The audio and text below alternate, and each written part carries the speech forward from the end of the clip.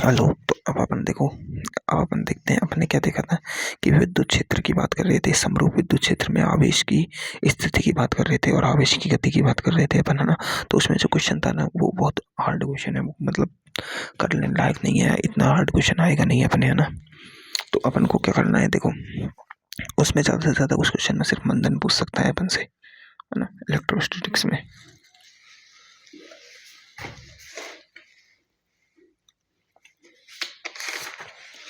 है ना। तो 1 मिनट रुको, मैं देखता हूँ कुछ।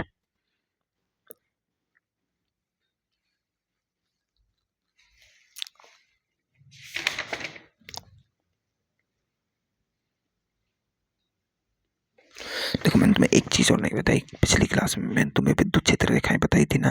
तो देखो विद्युत क्षेत्र रेखाएं जैसे जैसे मतलब ये विद्युत क्षेत्र है ना, ये ऐसे ऐसे ऐसे ये विद्युत क्षेत्र रेखाएं हैं। जैसे मतलब इस चार्ज से, मतलब समझो इस आवेश से विद्युत क्षेत्र रेखाएं निकल रही है ना, ये निकल रही है ना, निकल रही है लंबवत विद्युत क्षेत्र रेखाएं। तो इस दूरी के साथ साथ जो विभव होता है ना विद्युत क्षेत्र रेखाओं के, इस पॉइंट का विभव VA, इस पॉइंट का विभव VB, इस पॉइंट का विभव V3।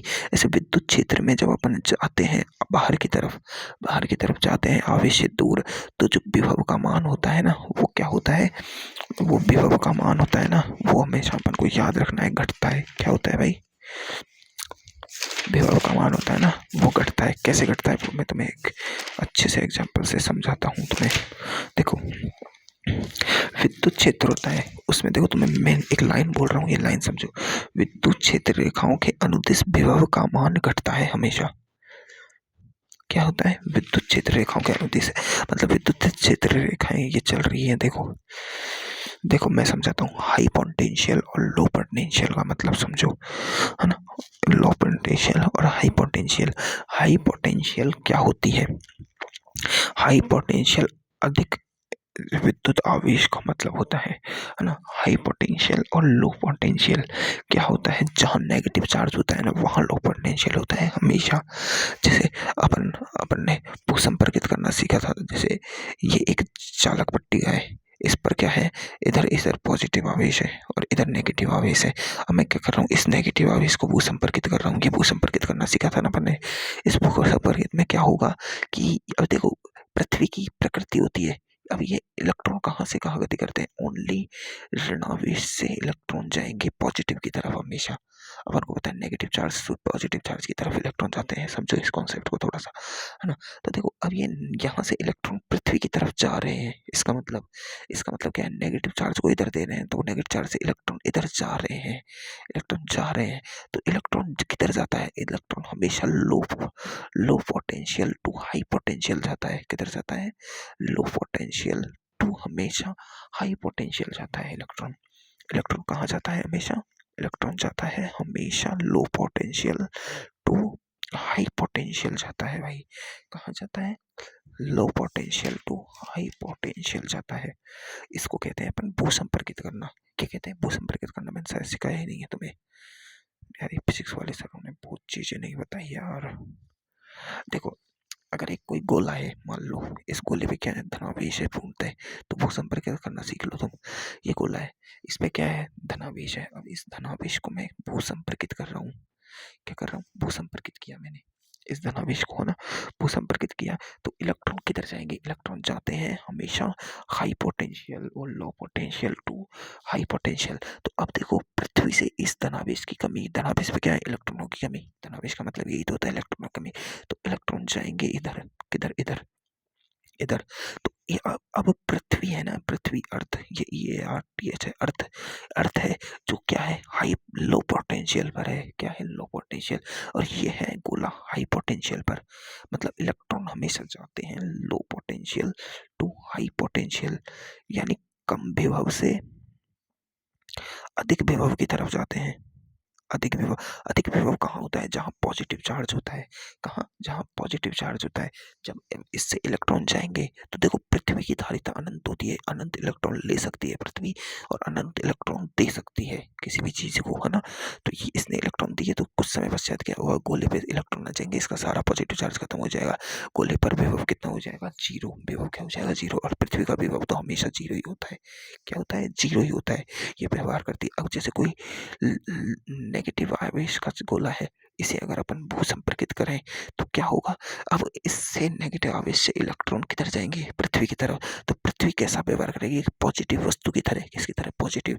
ये होती है हाई पोटेंशियल पर अब, और ये होता है लो पोटेंशियल पर। इलेक्ट्रॉन तो अब भी low potential to high potential जा रहे हैं।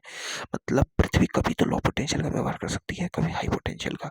इसलिए पृथ्वी कैसा भी व्यवहार कर सकती है। अब एक बात समझो, ये एक चालक पट्टिका थी, अब इससे इलेक्ट्रॉन मैंने इधर दिए हैं, तो इसने क्या किया? ये क्या है? लो पोटेंशियल पर है इधर, ये इसका हाई पोटेंशियल है। तो देखो इसके अंदर दो पोटेंशियल हो गए, दो बन गए। तो एक बात देखो, ये विद्युत क्षेत्र होता है, इधर क्या होता है? नेगेटिव चार्ज, इधर होता है पॉजिटिव चार्ज। तो अपन को पता है पॉजिटिव चार्ज का ये हिस्सा हाई पोटेंशियल का है, ये हिस्सा कैसा है? लो पोटेंशियल का है। विभव क्या है? विभव। तो देखो अब एक बात बताओ, विद्युत क्षेत्र एक पॉजिटिव आवेश से नेगेटिव आवेश की तरफ विद्युत क्षेत्र ऐसे जाता है, ऐसे। तो देखो ऐसे जाता है, तीर के निशान, तीर का निशान इधर है तो इधर पॉजिटिव चार्ज है, तो इधर क्या है? High potential. तो इधर क्या है? हाई पोटेंशियल है पॉजिटिव चार्ज पर, इधर क्या है? Low potential. क्या है? Low potential. तो अगर मैं इन रेखाओं पर एक बिंदु लूं वी ए और एक बिंदु लूं वी बी, तो किसका विभव ज्यादा होगा बताओ? हाई पोटेंशियल के इधर है, इधर तो वी ए ज्यादा होगा, वी बी कम होगा, वी बी क्या होगा? कम। तो विद्युत क्षेत्र रेखाओं के अनुदिश, इन रेखाओं के अनुदिश देखो, इन रेखाओं के अनुदिश, इन रेखाओं के अनुदिश विभव घट रहा है। इधर देखो इस शुरुआत में विभव ज्यादा था प्लस चार्ज के नजीक, इधर भी कम हो गया, विभव कम हो गया, विभव की बात कर रहा हूँ। तो हमेशा याद रखना है अपन को क्या, कि विद्युत क्षेत्र रेखाएं, जैसे विद्युत क्षेत्र रेखाएं ये जा रही, विद्युत क्षेत्र रेखाएं बना दी तुम्हें इधर, तो इसने एक पॉइंट दे दिया ये, ए पॉइंट, एक पॉइंट दे दिया ये, और इनकी डायरेक्शन ये दी है। तो विद्युत क्षेत्र रेखाएं अपन को पता है कहाँ से निकलती है? पॉजिटिव चार्ज से नेगेटिव चार्ज की तरफ निकलती है, और पॉजिटिव चार्ज पर हमेशा हाई पोटेंशियल होता है, और ये होता है हमेशा लो पोटेंशियल पर। तो विभव इधर से इधर जा रहा है, किधर? इधर से इधर जा रहा है। तो ये वी ए का विभव और वी बी का विभव, इसमें ज्यादा क्या होगा? वी ए का विभव ज्यादा होगा वी बी से। तो ये विभव वाला कॉन्सेप्ट याद रखना है कि विद्युत क्षेत्र रेखाओं के अनुदिश विभव होता है वो क्या होता है? कम होता है। वो विद्युत क्षेत्र रेखाओं के अनुदिश विभव धीरे धीरे कम होता जाता है, सबसे कम यहाँ, सबसे ज्यादा यहाँ, तो धीरे धीरे घट रहा है ना इन पॉइंटों पर, है ना। तो ये भू संपर्कित करने से अपन को पता चला। ठीक है, ठीक है, पता चल गया ना? बिल्कुल। तो अब अपन मेन बात पर आते हैं, अपनी मेन बात क्या थी भाई? मेन बात थी, अब अपन आवेश की बात कर रहे थे, है ना। तो विभव वाला कॉन्सेप्ट हो गया, अब अपन आवेश की बात करेंगे। आवेश पर अपन ने देखा था कि एक समरूप विद्युत क्षेत्र होता है, उस पर एक क्यू पॉजिटिव आवेश है, उस पर बल लगता है विद्युत क्षेत्र की दिशा में, इस विद्युत क्षेत्र की दिशा में, और एक नेगेटिव क्यू पर बल लगता है इधर विद्युत क्षेत्र की विपरीत दिशा में, ये हमने देख लिया था। और जो ये बल होता है, बल, ये बल की बात कर रहे हैं, बल है ये बल, ये बल नियत कांस्टेंट बल होता है। क्या होता है ये? एफ क्या होता है? नियत। कितना होता है? नियत होता है क्यू ई, आवेश का परिमाण और विद्युत क्षेत्र के मल्टीप्लाई के बराबर। तो एफ बराबर ये होता है एम ए बराबर क्यू ई। तो ए बराबर यहाँ से आ रहा था क्यू ई बाई एम, और अब इस ए को तीनों समीकरणों में ए भी बराबर यू प्लस ए टी में ए की जगह क्यू ई बाई एम ऐसे पुट करके अपन सब कुछ निकालना सीख सकते हैं। अब अपन देखो क्या करते हैं, अब यहाँ पर बल बल लगना तो देख लिया, अब अपन इसमें आवेश की गति देखते हैं। तो देखो आवेश की, अब मैं क्या देख रहा हूँ? गति। क्या देख रहा हूँ भाई? आवेश की गति देख रहा हूँ। तो चलो अब देखो, अपन को पता है कि जब इस पर बल लगता है तो अपन को पता है कि एक, अगर मैं एक, ये विद्युत क्षेत्र है, इलेक्ट्रिक फील्ड है, इसकी डायरेक्शन इधर है, किधर है? इधर। इस ये सब ई की डायरेक्शन किधर है? इधर। डायरेक्शन बनी हुई है ना, समरूप विद्युत क्षेत्र है। अब मैंने एक क्या किया, एक पॉजिटिव चार्ज को यहाँ मुक्त किया, पॉजिटिव चार्ज को मुक्त कर दिया और एक मैंने नेगेटिव चार्ज को मुक्त कर दिया इस समरूप विद्युत क्षेत्र में। अब मुझे पता है कि पॉजिटिव चार्ज पर बल इधर लगेगा, तो मतलब इस पर तुरंत किधर लगेगा, इधर। तो ये किधर गति करेगा, इधर। इधर जाएगा, ये इधर जाएगा। बिल्कुल जाना समझ गए अपन, बिल्कुल जाना समझ गए ना। किधर जाएगा, इधर जाएगा, और इधर ये इधर जाएगा। अपन को पता है कि एक वस्तु होती है, अगर उस पर, अगर वस्तु कोई भी गाड़ी है, वो अगर नियत वेग से चल रही है, नियत वेग से चल रही है, तो उसका त्वरण ए बराबर क्या होगा, 0। नियत वेग की गति में अगर वो नियत त्वरण से चल रही है, नियत त्वरण से चल रही है, तो उसका वेग उस त्वरण के साथ साथ बढ़ता रहता है। क्या होता है, बढ़ता रहता है, बिल्कुल, है ना। नियत त्वरण से, यानी ए बराबर क्या होता है, v बाई टी होता है। तो ये तो कांस्टेंट है और समय हमेशा बढ़ता रहेगा, समय हमेशा बढ़ता रहेगा। तो ये v वेग बराबर ए टी हो जाएगा। क्या, ए टी वी, त्वरण बराबर वेग बटा समय नहीं होता है, होता है। तो देखो ये तो कांस्टेंट है, लेकिन समय 1 सेकंड 2 सेकंड 3 सेकंड लगातार बढ़ रहा है, तो समय जैसे जैसे बढ़ रहा है उसका वेग बढ़ेगा।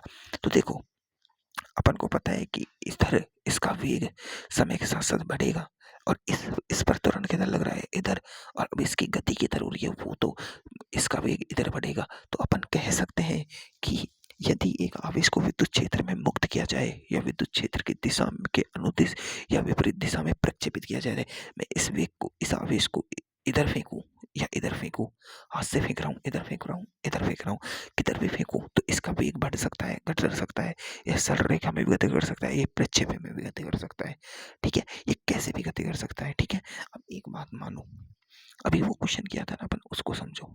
मैंने ये समरूप विद्युत क्षेत्र है, अब मैंने क्या किया, इस समरूप विद्युत क्षेत्र में एक क्यू आवेश को, पॉजिटिव क्यू आवेश को विद्युत क्षेत्र की दिशा के विपरीत दिशा में 50 मीटर पर सेकंड से फेंका, और विद्युत क्षेत्र की ई दे रखी है 10, है ना। अब मैं इसे विपरीत दिशा में फेंक रहा हूँ, इसकी डायरेक्शन तो इधर है, मैं इसे, इस क्यू आवेश को, पॉजिटिव क्यू आवेश को इधर फेंक रहा हूँ 50 मीटर पर सेकंड की स्पीड से, है ना, 50 मीटर पर सेकंड के। अपन को पता है इस पर तुरंत इधर ई लगेगा, तुरंत ए इधर लगेगा, है ना, और ये इधर जाएगा। तो अब ये धीरे धीरे ये वाला वेग इसे इधर ले जाएगा, इधर ले जाएगा, धीरे धीरे कहीं यहाँ जाके ये रुक जाएगा, रुक के वापस उल्टा इधर जाएगा, किधर। अपन को पता है पॉजिटिव चार्ज विद्युत क्षेत्र की इस दिशा में जाएगा, तो पहले इसका वेग घटेगा, घटने के बाद शून्य होगा, शून्य के बाद विपरीत दिशा में उसका वेग फिर बढ़ने लग जाएगा। लगेगा नहीं लगेगा, बिल्कुल यही गति होगी। अगर एक नेगेटिव चार्ज को मैं फेंकता हूँ किधर, नेगेटिव चार्ज को मैं अगर इधर फेंकता हूँ, तो इसका देखो नेगेटिव चार्ज पर बल इधर लगता है, बल लग रहा है तो तुरंत भी इधर लगेगा, और मैं इसे फेंक भी इधर रहा हूँ 50 मीटर पर सेकंड के, तो इसका वेग हमेशा बढ़ता ही रहेगा, इधर घटेगा कभी नहीं। अगर मैं इधर फेंकता हूँ तो घटेगा, क्योंकि उल्टी दिशा में, तो कभी भी वेग बढ़ सकता है, घट सकता है, वो अपन खुद देखना होगा, ठीक है। तो देखो अगर मैं एक पॉजिटिव चार्ज को इधर फेंक रहा हूँ, तो इधर इसका वेग है, इधर इसका त्वरण है, दोनों के बीच कितना है, थीटा 180 डिग्री का, इधर कितना है, 0 डिग्री का थीटा है, ठीक है। अब एक बात बताओ, अब देखो, अभी तो अपन ने ये समरूप विद्युत क्षेत्र में ऐसे फेंका, अब एक बात समझो, विद्युत क्षेत्र है इस तरह, कितना, कैसा है, इस तरह, है ना, विद्युत क्षेत्र है इस तरह, और अब मैं क्या कर रहा हूँ, एक क्यू आवेश को इधर फेंक रहा हूँ, ऐसे पॉजिटिव क्यू आवेश को ऐसे फेंक रहा हूँ, कैसे फेंक रहा हूँ, ऐसे प्रक्षेप में ऐसे फेंक रहा हूँ, क्या कर रहा हूँ, ऐसे फेंक रहा हूँ, मतलब प्रक्षेप में ऐसे फेंक रहा हूँ, यू वेग से ये फेंक दिया मैंने क्यू आवेश को। तो क्यू आवेश ऐसे गति करेगा, क्योंकि देखो क्यू आवेश पर ये वाला फोर्स तो इसे ऊपर ले जाएगा ऐसे, लेकिन इस पर देखो क्यू आवेश पर विद्युत क्षेत्र की दिशा में ए त्वरण हमेशा, ए जो नियत त्वरण है वो नीचे लगेगा, ए लग रहा है ना, क्योंकि विद्युत क्षेत्र की दिशा में ए इधर लगेगा, ए की डायरेक्शन इधर है। अपन को पता है एफ नियत था, मैंने तुम्हें बताया था कि एफ नियत है, एफ नियत है तो ए भी नियत है, क्योंकि द्रव्यमान फिक्स होता है, एफ नियत है तो ए भी नियत है। क्या है, नियत त्वरण की गति है ये, कैसी गति है, नियत त्वरण की गति है विद्युत क्षेत्र में। तो इस पर ऐसे ये लगेगा और त्वरण हमेशा नीचे लगेगा इसका ए, ये एक अपनी वो जी वाली कंडीशन नहीं हो गई, अपन इधर वेग से फेंक देते तो जी हमेशा ये जी हमेशा नीचे लगता था, एम जी हमेशा नीचे लगता था, एम जी तो हमेशा नीचे लगता है, तो एम जी का घटक कैसे नीचे होता है, तो इसका एक त्वरण हमेशा नीचे लगेगा, ये त्वरण नीचे लगेगा। तो अब इस पथ की ये क्या हो गई, एच मैक्स, क्या हो गई एच मैक्सिमम। और एच मैक्सिमम का फॉर्मूला क्या होता था अपन का, क्या होता था भाई, you square sine square theta by 2 जी होता था। अब यहाँ पर जी क्या है, त्वरण है ए, क्या त्वरण ए, जो कितना लग रहा है ए बराबर क्यू ई बाई एम लग रहा है। यहाँ पर थीटा क्या है, इस थीटा से जो फेंका है अपन ने, इस थीटा से आप इसको फेंका है, तो एच मैक्सिमम क्या हो जाएगी अपनी, एच मैक्सिमम हो जाएगी u square sine square theta by 2 QE/m, ये हो जाएगी इसकी एच मैक्स। इसकी आर मैक्स भी होती है, आर मैक्स क्या होगी, u square sine 2 theta by g, u two two u sine theta by g, 2 U sin theta by g, 2 U sin theta by g, हाँ 2 U sin theta by g. R max, R max का formula क्या था, मैं भूल गया यार, तुम देख लेना एक बार, क्या था तुम्हारे याद हो तो, है ना। तो वो उसमें बस जी की जगह अपन को क्या रख देना है, उधर तो जी लग रहा था एम जी, जी लग रहा था नीचे, जी त्वरण, और फोर्स क्या था वो एम जी, और नीचे फोर्स क्या लग रहा है, एफ बराबर क्यू ई फोर्स लग रहा है, और ए क्या है, क्यू ई बाई एम, ये ए है। समझ में आ रही है ना बात। तो देखो ऐसे मतलब ऐसे अपन को इसका प्रक्षेप्य पथ निकालना है। अब एक बात बताओ, एक अपन स्पेशल केस पढ़ते हैं अब।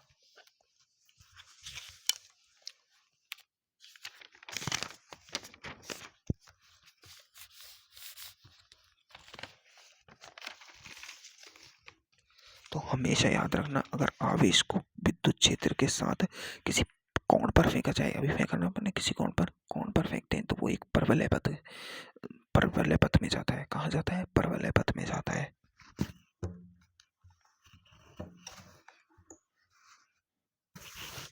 अब देखो स्पेशल केस करते हैं। जब आवेश को विद्युत क्षेत्र की लंबवत दिशा में प्रक्षेपित किया जाए तो क्या होता है, देखो ये है अपना स्पेशल केस।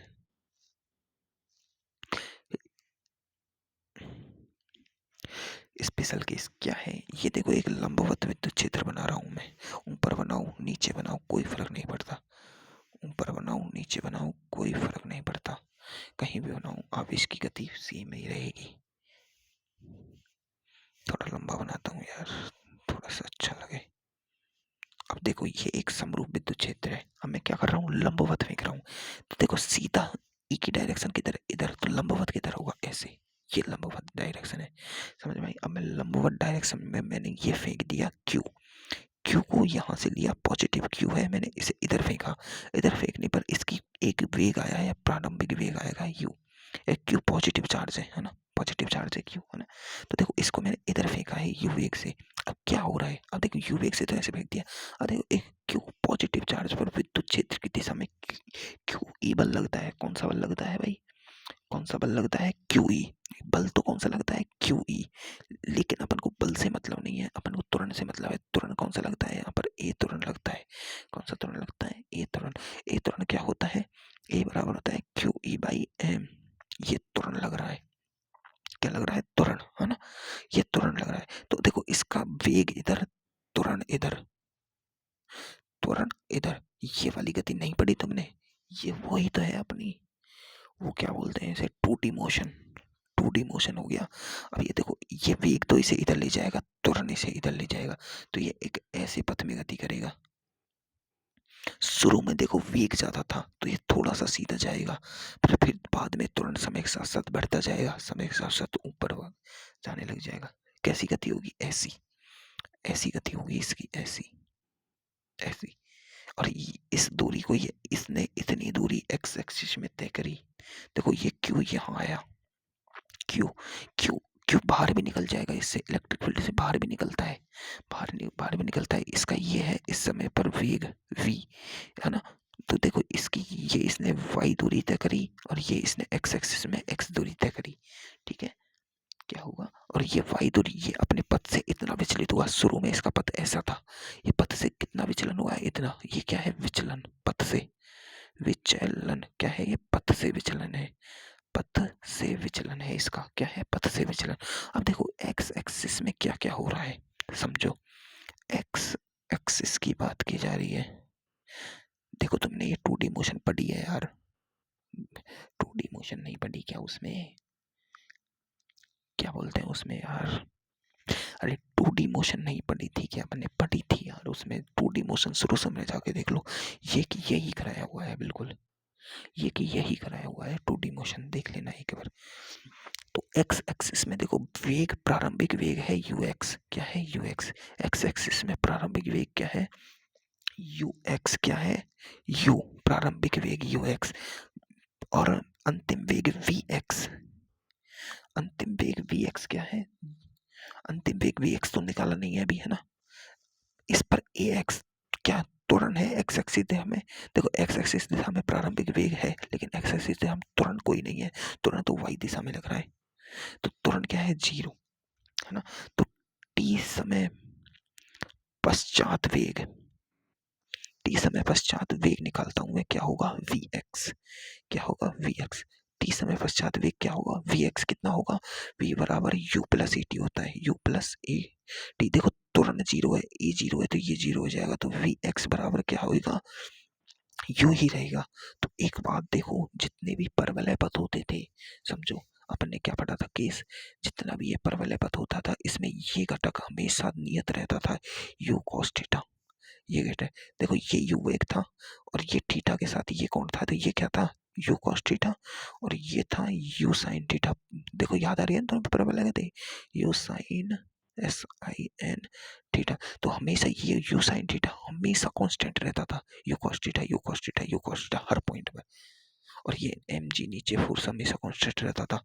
ये तुम्हें याद आ रही है ना? परवलय में अपन ने पढ़ा था यार, परवलय गति, है ना? तो यू एक्स होगा, क्या होगा? यू एक्स हमेशा यू ही रहेगा। क्यों? क्योंकि भाई इसमें त्वरण है ही नहीं। त्वरण है ही नहीं तो वेग तो नियत रहेगा एक्स एक्सिस में। जब एक्स एक्सिस में त्वरण ही नहीं है तो वेग तो नियत रहेगा। अब देखो, अपन ने फेंका इधर थे, इस वेग से फेंका था, क्या अपन ने वाई एक्सिस में कोई वेग लगाया? नहीं। तो वाई एक्सिस की बात की जाए तो वाई वाई में एक्सिस में यू, वाई क्या था शुरू में? 0, पर ए वाई था। ए क्या था? Q E y. A axis में त्वरण था शुरू में ही। जैसे ही ये इलेक्ट्रिक फील्ड में एंटर करेगा, इस पर क्यू ई बल लगने लग जाएगा और त्वरण ए लगने लग जाएगा। लगेगा नहीं लगेगा? बिल्कुल लगता है भाई, अपन ने ये तो शुरू में ही देख लिया था। जैसे ही आवेश एंटर करता है इलेक्ट्रिक फील्ड में, उस पर इलेक्ट्रिकल फोर्स लगने लग जाता है, विद्युत बल लगने लग जाता है, जो ही लग रहा है ये। तो ये क्या है? Electric field. ये तो देखो टी समय पश्चात वेग निकालते हैं इसमें वी वाई, ये वी एक्सिस का था, ये वी वाई था, वी वाई निकालते हैं। ये क्या था अपन का? ये हो जाएगा u y plus a y और टी, है ना? तो देखो वी वाई क्या आ जाएगा? वी वाई, यू वाई तो क्या था? 0 शुरू में, यू वाई क्या था? 0। ए वाई कितना था? क्यू ई बाई एम और टी समय। तो देखो वी वाई बराबर क्या आ रहा है? क्यू ई बाई एम और टी। ये तो वी वाई आ रहा है, और वी एक्स क्या आ रहा है? यू। क्या आ रहा है? यू। आ रहा है कि नहीं आ रहा है? बिल्कुल। तो अब देखो, ये जो इस एक्सिस पर ये वेग आया है कहाँ? ये देखो, ये एक समरूप आवेश गति में ऐसे कर रहा था ना ये गति, तो इस एक्सिस पर ये यहाँ से एंटर कर रहा था। ये तो इसका यू वेग था, यहाँ से एंटर कर रहा था इस जगह पे। इसका जो ये वेग था, इसका ये तो है यू वी एक्स घटक, ये वी है ना, ये प्रारंभिक वेग है, ये वी एक्स घटक है, और इसका ये क्या है? वी वाई घटक। तो ये क्या है? V net. वी नेट है देने का, ये बीच का वी नेट। तो ये वी नेट का फॉर्मूला क्या है? वी नेट है, वी नेट वेक्टर है v x axis i cap plus v y axis j cap. X axis के लिए अपन ने आई लगा दिया, और वाई एक्सिस के लिए जे लगा दिया। अब देखो दोनों पॉजिटिव डायरेक्शन में है, तो बिल्कुल पॉजिटिव लगा दिया। अब एक बात बताओ, एक बात बताओ, समरूप आवेश गति तो यही है। मतलब देखो, मैं थोड़ा सा एक और कॉन्सेप्ट पढ़ाता हूँ तुम्हें, यही है। अब मैं क्या कर रहा हूँ? देखो, अब मैं इस एलिमेंट में पॉजिटिव की जगह नेगेटिव क्यू ई फेंक रहा हूँ इधर। नेगेटिव क्यू ई फेंकूंगा तो तुम्हें पता है क्यू ई जब एंटर करेगा तो उस पर यू वेग तो उसका है यही रहेगा, प्रारंभिक वेग। ये नेगेटिव चार्ज है, नेगेटिव चार्ज पे विपरीत दिशा में बल लगता है, इधर ए लगेगा, इधर इस पर क्यू ई फोर्स लगेगा इधर। तो ये ऐसे ऐसे जाएगा, ऐसे ऐसे ऐसे ऐसे।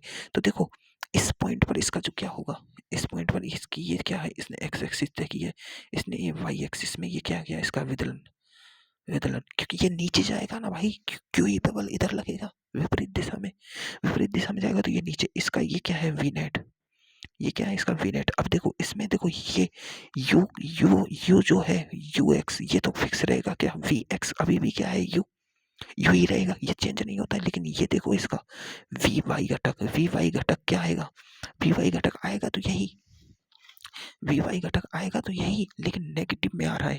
देखो एक्स तो अभी भी अपनी एक्स दिशा में ही है, एक्स तो अभी भी पॉजिटिव में, इधर भी एक्स पॉजिटिव में था, लेकिन इधर वी वाई घटक नेगेटिव में आ गया। तो अब इसके लिए जो वी नेट लिखा जाएगा ना अपना, उसमें v x i cap minus v j v y j cap आएगा, माइनस का आएगा। ये तुम्हें याद रखना है, माइनस का। क्यों?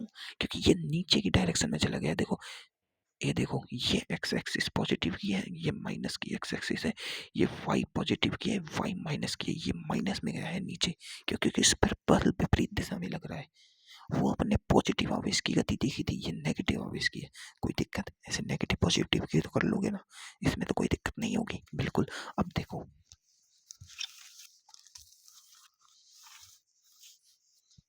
अब देखो अपन अब क्या कर सकते हैं, अपन ने देखो वी एक्स निकाला, वो हर समय यू ही था कांस्टेंट जितने वेग से फेंका। लेकिन वी वाई अपन ने निकाला, वो क्या था, q E by m t. क्या था, q E by m t, इसे कह सकते हैं वी वाई बराबर ए टी भी था, ए टी था बिल्कुल, है ना। तो अब अपन ने वी घटक निकाला, है ना, उस घटक के लिए तो v x i cap plus v y j cap आ गया, है ना। अगर वो विपरीत दिशा में जा रहा है तो माइनस आई कैप लगा दो। तो आवेश के द्वारा तय की गई दूरी निकालने अपन, वो अपन ने ये दूरी भी दी थी, ये यार इसमें इसमें जो आवेश जा रहा था ऐसे ऐसे जा रहा था, तो ये एक्स एक्सिस में तो एक्स दूरी तय कर रहा था, और वाई एक्सिस में जो विदलन था ये वाई दूरी तय कर रहा था। ये एक्स वाई निकाल ले, एक्स वाई निकाल ले। तो देखो एक्स एक्सिस में एक्स दूरी निकाल रहा हूँ मैं, ठीक है, U T plus half a T square, ठीक है। ए तो एक्स एक्सिस का ए तो क्या होता है, ए एक्स क्या होता है, जीरो, तो ये तो पूरा जीरो हो जाएगा। तो एक्स एक्सिस की दूरी, इसको क्या थी, ये दूरी क्या थी, एक्स क्या थी, एक्स बराबर यू कितना है, यू एक्स कितना था, यही है भाई यू, और टी एक्स बराबर यू टी, है ना। और इधर से देखो वाई एक्सिस की दूरी निकाल लें, तो एक्स एस वाई की, तो देखो यू वाई का t plus half a t a y का टी स्क्वायर। अब देखो यू वाई का शुरू में क्या था, जीरो, शुरू में कोई वेग नहीं था इस पर, शुरू में सिर्फ इस दिशा में एक्स एक्सिस में, तो ये जीरो। तो ये वाई डायरेक्शन कितनी आ रही है, हाफ ए वाई क्या है, ये रहा q E by m t, और ये टी स्क्वायर पहले से, तो टी की पावर क्यू, टी की पावर क्यू क्या आई है, टी की पावर क्यू, है ना। तो एक टी तो पहले से ही था, दो टी तो पहले से ही था, एक टी इसका आ गया, तो टी की पावर क्यू हो गया। तो देखो वाई का फॉर्मूला क्या बन रहा है, 1/2 क्यू ई बाई एम, और टी की पावर क्यू। तो अपन यहाँ से कह सकते हैं वाई समानुपाती टी की पावर क्यू है। और एक और हो सकता है, देखो यहाँ से टी की वैल्यू निकाल लो, x Y u, x Y u. तो इसको अगर मैं यहाँ पुट कर दूँ, एक्स वाई यू को ये मैं अगर यहाँ पुट कर दूँ,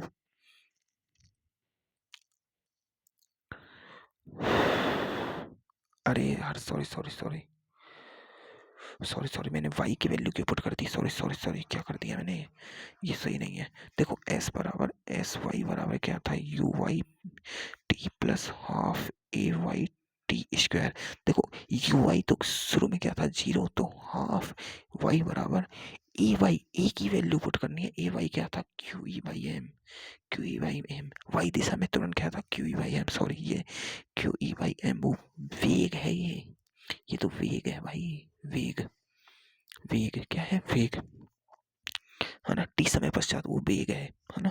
तो ये टी स्क्वायर। तो अब मैं यहाँ टी की वैल्यू इसको पुट करता हूँ, तो y बराबर 1/2 क्यू ई बाई एम, और x square by u square.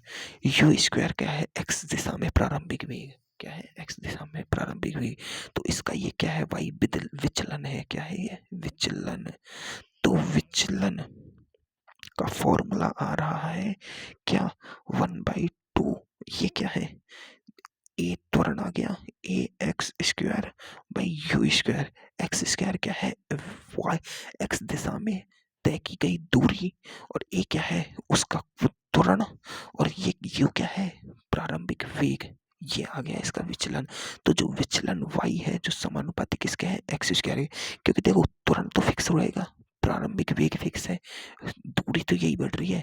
तो जितना ज्यादा मतलब वो जितनी ज्यादा एक्स दिशा में दूरी तय करेगा उतना ज्यादा विचलन होगा, उतना ज्यादा विचलन होगा। सही बात है, विचलन होगा, विचलन नहीं, विचलन है ये, है ना। और ये देखो y बराबर कैसा ग्राफ आ रहा है, पैराबोला का, बिल्कुल यही तो ग्राफ आया। अरे पैराबोला का ग्राफ कैसा होता है, ऐसा ही तो होता था पैराबोला का। अगर ये माइनस में होता तो ये ग्राफ ऐसा हो जाता माइनस में, क्योंकि माइनस में स्लोप नेगेटिव हो जाती है। यहाँ देखो थीटा 90 से कम, यहाँ देखो, यहाँ यहाँ देखो, यहाँ इस हर पॉइंट पर इसका थीटा है, इस पॉइंट पर देखो थीटा 90 से ज़्यादा है, थीटा 90 से ज़्यादा है, बिल्कुल। हाँ, यही यही तो बातें होती हैं। तो अब एक बात बताओ, एक बात बताओ, y दिशा में विचलन का फॉर्मूला क्या आ रहा है, यहाँ देखो y का फॉर्मूला, विचलन का फॉर्मूला आ रहा है 1/2 QE/m x square by u square. मान लो अपने इलेक्ट्रिक फील्ड तो क्या है समरूप, समरूप। अब समझो यहाँ देखो समरूप इलेक्ट्रिक फील्ड है ये। अब मैं देखो इसमें एक बार इलेक्ट्रॉन को, एक बार प्रोटॉन को, एक बार न्यूट्रॉन को, एक बार अल्फा कण को, इन तीनों को भेज रहा हूँ। तो देखो तीनों को भेज रहा हूँ, तो इनका इनका अपन को पता है अनुपात क्या होता है, इनके Q/m का अनुपात, वो Q/m का जो अनुपात होता है इनका, Q/m का जो अनुपात होता है, क्योंकि देखो इलेक्ट्रिक फील्ड समरूप है, फिक्स है सबके लिए E, है ना। इनका प्रारंभिक वेग मैंने फिक्स कर दिया U, सबको एक ही वेग से फेंका गया है ना, इनको सबको एक ही वेग से फेंका गया है। इन पर आवेश, आवेश क्या है, आवेश तो इनका सबका अलग अलग है। इस पर एक है इलेक्ट्रॉन, एक में इस पर दो इलेक्ट्रॉन होते हैं, अल्फा पर दो इलेक्ट्रॉन होते हैं ना, बिल्कुल अपन ने चेक किया है ये भाई। तो देखो देखो विस्थापन फिक्स है, सबने क्या एक्स दूरी तय करी है, सबका वेग प्रारंभिक वेग यू था, तो y समानुपाती वही आ गया Q/m। तो देखो अपन को पता है प्रोटॉन, न्यूट्रॉन और अल्फा कण इनका अनुपात होता है Q/m, मतलब E/m, E/2m, E/2m। तो इनका जो अनुपात होता है Q/m का, क्या Q/m का जो अनुपात होता है वो होता है 2:1:1। तो इनके विचलन का अनुपात भी, विचलन नहीं यार ये विचलन है, विचलन का अनुपात भी क्या होगा 2:1:1। क्या होगा 2:1:1। तो मतलब किसका विचलन समान होगा, तुम चाहे न्यूट्रॉन को फेंको चाहे अल्फा कण को फेंको, इन दोनों का विचलन समान होगा, क्योंकि इनके Q/m का अनुपात फिक्स है। क्या है Q/n का अनुपात। तो क्वेश्चन क्या है, अगर कहे कि यदि एक प्रोटॉन, न्यूट्रॉन व अल्फा कण को समान वेग से विद्युत क्षेत्र में लंबवत प्रक्षेपित किया जाए तो इनका विचलन का अनुपात क्या होगा। तो सबसे ज्यादा विचलन कौन दिखाएगा, सबसे ज्यादा विचलन प्रोटॉन दिखाएगा। कारण, कारण क्या है, प्रोटॉन का आवेश सबसे कम है। देखो प्रोटॉन का द्रव्यमान सबसे कम है। क्या है, प्रोटॉन पर द्रव्यमान सबसे कम है, प्रोटॉन हल्का है, हल्का है तो जल्दी विचलित होगा भाई, हल्का है तो जल्दी विचलित होगा। अरे यार हल्का, देखो आवेश, देखो अपन फेंक इधर रहे हैं और बल हवा इधर चल रही है, मतलब एक अपन क्या कर रहे हैं, एक पंख को इधर फेंक रहे हैं और हवा इधर चल रहे हैं। अब पंख जितना भारी होगा वो उधर जाएगा, हवा से ऐसे कटता जाएगा, हवा का सिस्टम समझ लो ना। तो बिल्कुल अब ये समझ आया तुम्हें, बिल्कुल। तो अब एक क्वेश्चन करते हैं, नीट में आया होगा इसी पर। तो क्वेश्चन है ये, देखो एनसीईआरटी का क्वेश्चन है और नीट में आया हुआ क्वेश्चन है शायद मेरे हिसाब से ये। देखो क्वेश्चन क्या है, एक आवेश को चित्रानुसार समरूप विद्युत क्षेत्र ई में लंबवत फेंका जा रहा है। अब देखो इसने क्या सा चित्र बनाया है, ऐसा है ना, इस चित्र को मैं बनाऊंगा तुम्हें, फेंका गया है। तो वह न्यूनतम वेग ज्ञात करो ताकि प्लेट की दूरी L, ये प्लेट की जो दूरी है L तय करके दूसरे सिरे पर टकराए। यानी ये मतलब मैं इस आवेश को कितना वेग से फेंकूं कि ये पूरी प्लेट की दूरी तय करे और यहाँ जाके टकरा जाए। तो देखो इस क्वेश्चन को समझो, एनसीईआरटी का क्वेश्चन है, अच्छा क्वेश्चन है।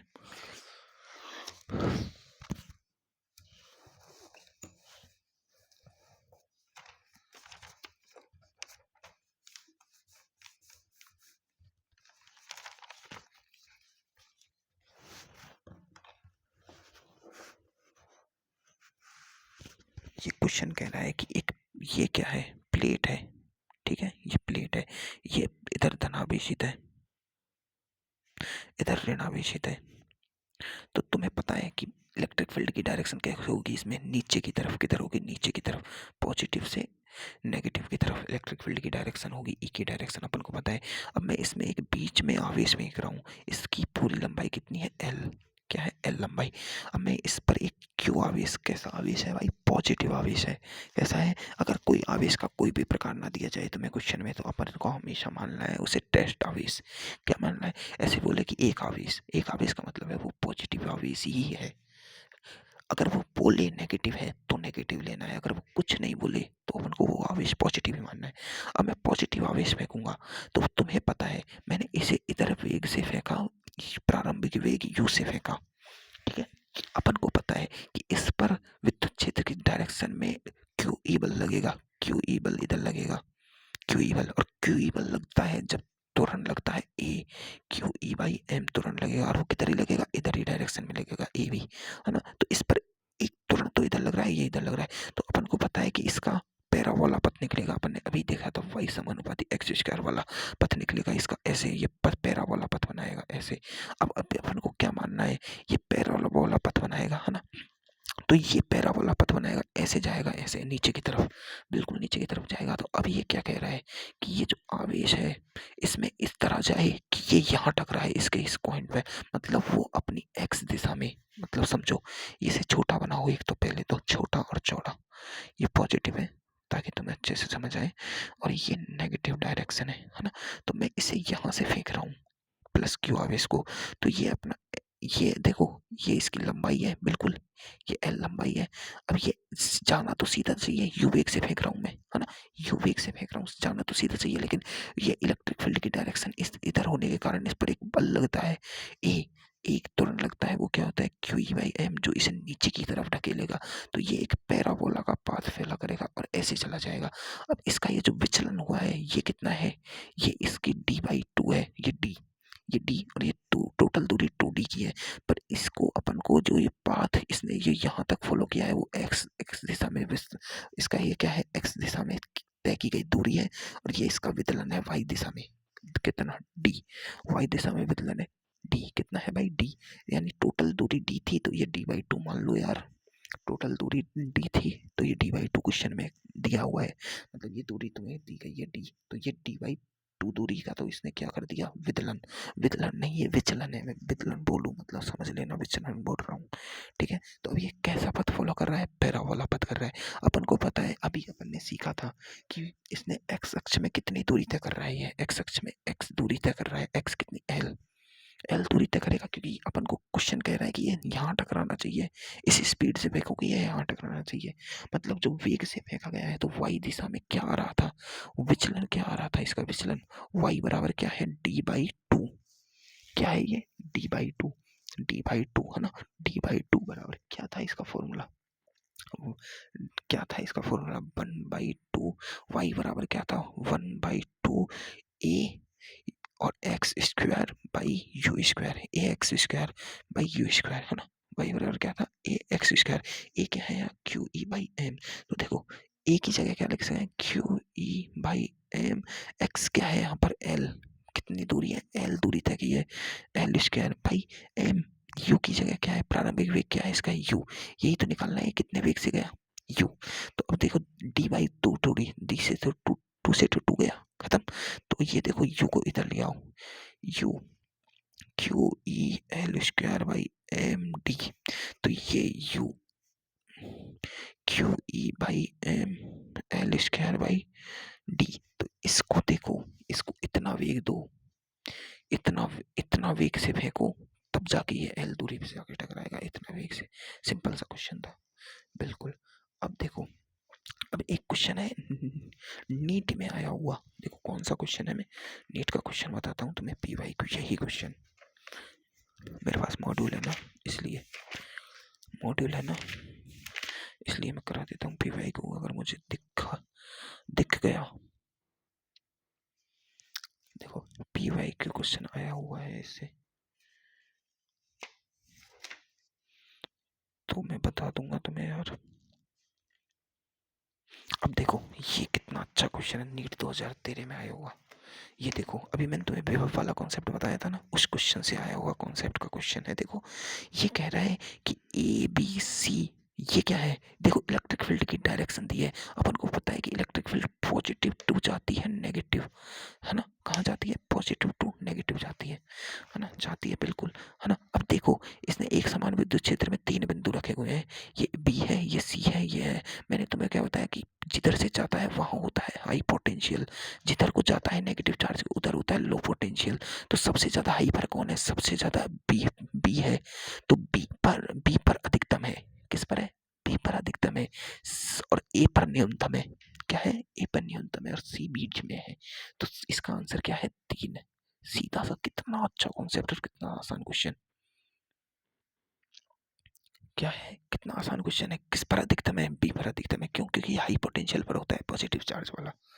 किधर होता है, हाई पोटेंशियल पर होता है ना। बिल्कुल, कितना अच्छा क्वेश्चन था। और देखो कोई क्वेश्चन हो तो यार।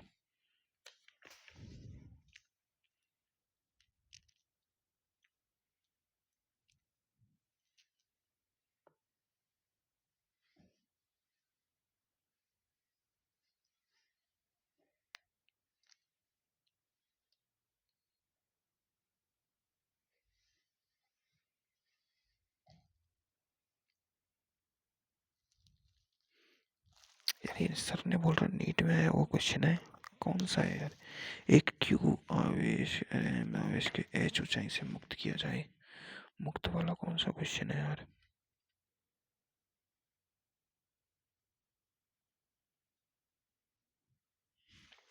मुक्त वाला कौन सा क्वेश्चन है।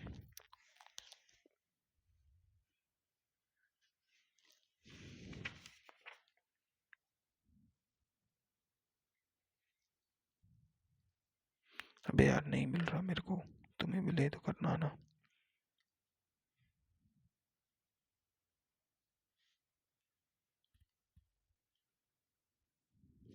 देखो एक क्वेश्चन मैं बताता हूँ तुम्हें, बहुत बढ़िया क्वेश्चन है, बहुत बढ़िया क्वेश्चन है ये क्वेश्चन। देखो इसी के ऊपर का 25 नंबर का क्वेश्चन देखो, ये 25 नंबर का क्वेश्चन देखो। एक विद्युत क्षेत्र ई बराबर E naught y, E naught y axis, y एकांक सदिश दिया है, एकांक सदिश यानी एकांक सदिश दिया नहीं है, कैप लग रही है ऊपर, तो मतलब डायरेक्शन दे रहा है वाई दिशा में, विद्युत क्षेत्र की तरह वाई दिशा में, वाई दिशा में, और देखो पॉजिटिव है, तो मतलब अपन को मानना है विद्युत क्षेत्र ऐसे है, वाई दिशा में ऊपर, ठीक है। में एक इलेक्ट्रॉन, क्या है, इलेक्ट्रॉन है, को इलेक्ट्रॉन कैसा होता है, हमेशा नेगेटिव चार्ज होता है, ये वाली बात भी याद है। ऐसे कॉन्सेप्ट छोटी छोटी बातें अपन को समझ आनी चाहिए। यार ये क्या हो रहा है ना। तो ये देखो ये छोटी छोटी बातें, इलेक्ट्रॉन है तो इलेक्ट्रॉन कैसा होता है, नेगेटिव आवेशित। अब इसको v बराबर, अब देखो वेग दिया है x, एकांक सदिश दिया है ना, एकांक सदिश क्या दे रहा है, ये एकांक सदिश ये दिशा दे रहा है v नॉट वेग से, ये क्या है, v नॉट वेग दिया है, एकांक सदिश x दिशा में, x दिशा में पॉजिटिव दिया है, पॉजिटिव दिया है ना, तो इस तरफ फेंक रहा हूँ, और ये क्या है, नेगेटिव आवेशित कण है। अब देखो ई तो ऊपर है और इस तरह फेंक रहा हूँ, से वेग प्रक्षेपित किया जाता है तो इलेक्ट्रॉन द्वारा अनुरेखित पथ होगा। देखो इलेक्ट्रॉन कहाँ जाएगा, पहली बात तो मैंने इधर दिया है इसको वेग, है ना, और इलेक्ट्रॉन एक, अब देखो ये तो इसकी प्लस वाई दिशा है ना, और ये नीचे की माइनस वाई दिशा है। अपन को पता है कि विद्युत क्षेत्र ई की नेगेटिव दिशा में इस पर बल लगेगा, इधर क्यू ई, यानी इस पर तुरंत नीचे लगेगा, इसका वेग भी नॉट तो इधर और ये इधर, तो ये ऐसे जाएगा, ऐसे परवलय पथ बनाएगा, मैंने तुम्हें सिखाया था। अगर पॉजिटिव चार्ज होता तो इसकी दिशा में जाता ऊपर की तरफ, ये नीचे जाएगा, तो इसमें ये एक परवलय पथ बनाएगा। कैसा बनाएगा, परवलय पथ, किधर की तरफ में, तो इलेक्ट्रॉन द्वारा अनुरेखित पथ होगा, एक वृत्त होगा, नहीं होगा, माइनस वाई दिशा में सरल रेखा, सरल रेखा नहीं होगी, परवलय पथ होगा और माइनस वाई दिशा में होगा।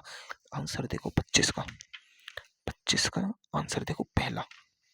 देखो कंफ्यूज नहीं होना है क्वेश्चनों में, 25 का पहला और 26 में 3, जो भी अपन ने किया था, 26 में 3। और देखो देखो एक 24 नंबर का क्वेश्चन देख लो, यही कि एक आवेश के लिए सत्य है यह क्वांटिकृत, असत्य पूछा है, असत्य क्वांटिकृत होता है सही, यह संरक्षित होता है सही, यह योगात्मक है सही, यह स्थानांतरणीय है। स्थानांतरणीय का मतलब, स्थानांतरण का मतलब होता है कि मतलब एक जगह से दूसरी जगह ले जाने वाला। तो ये अस्थानांतरण मतलब एक जगह से दूसरी जगह नहीं ले जा सकता, बिल्कुल ये तो ले जाया जा सकता है। इसको तो स्थानांतरण किया जा सकता है ना, मैं इससे इधर दे दूँ इधर दे दूँ कहीं ले जा सकता हूँ। अब इसको तो यही इसका लास्ट ऑप्शन सही है। ठीक है।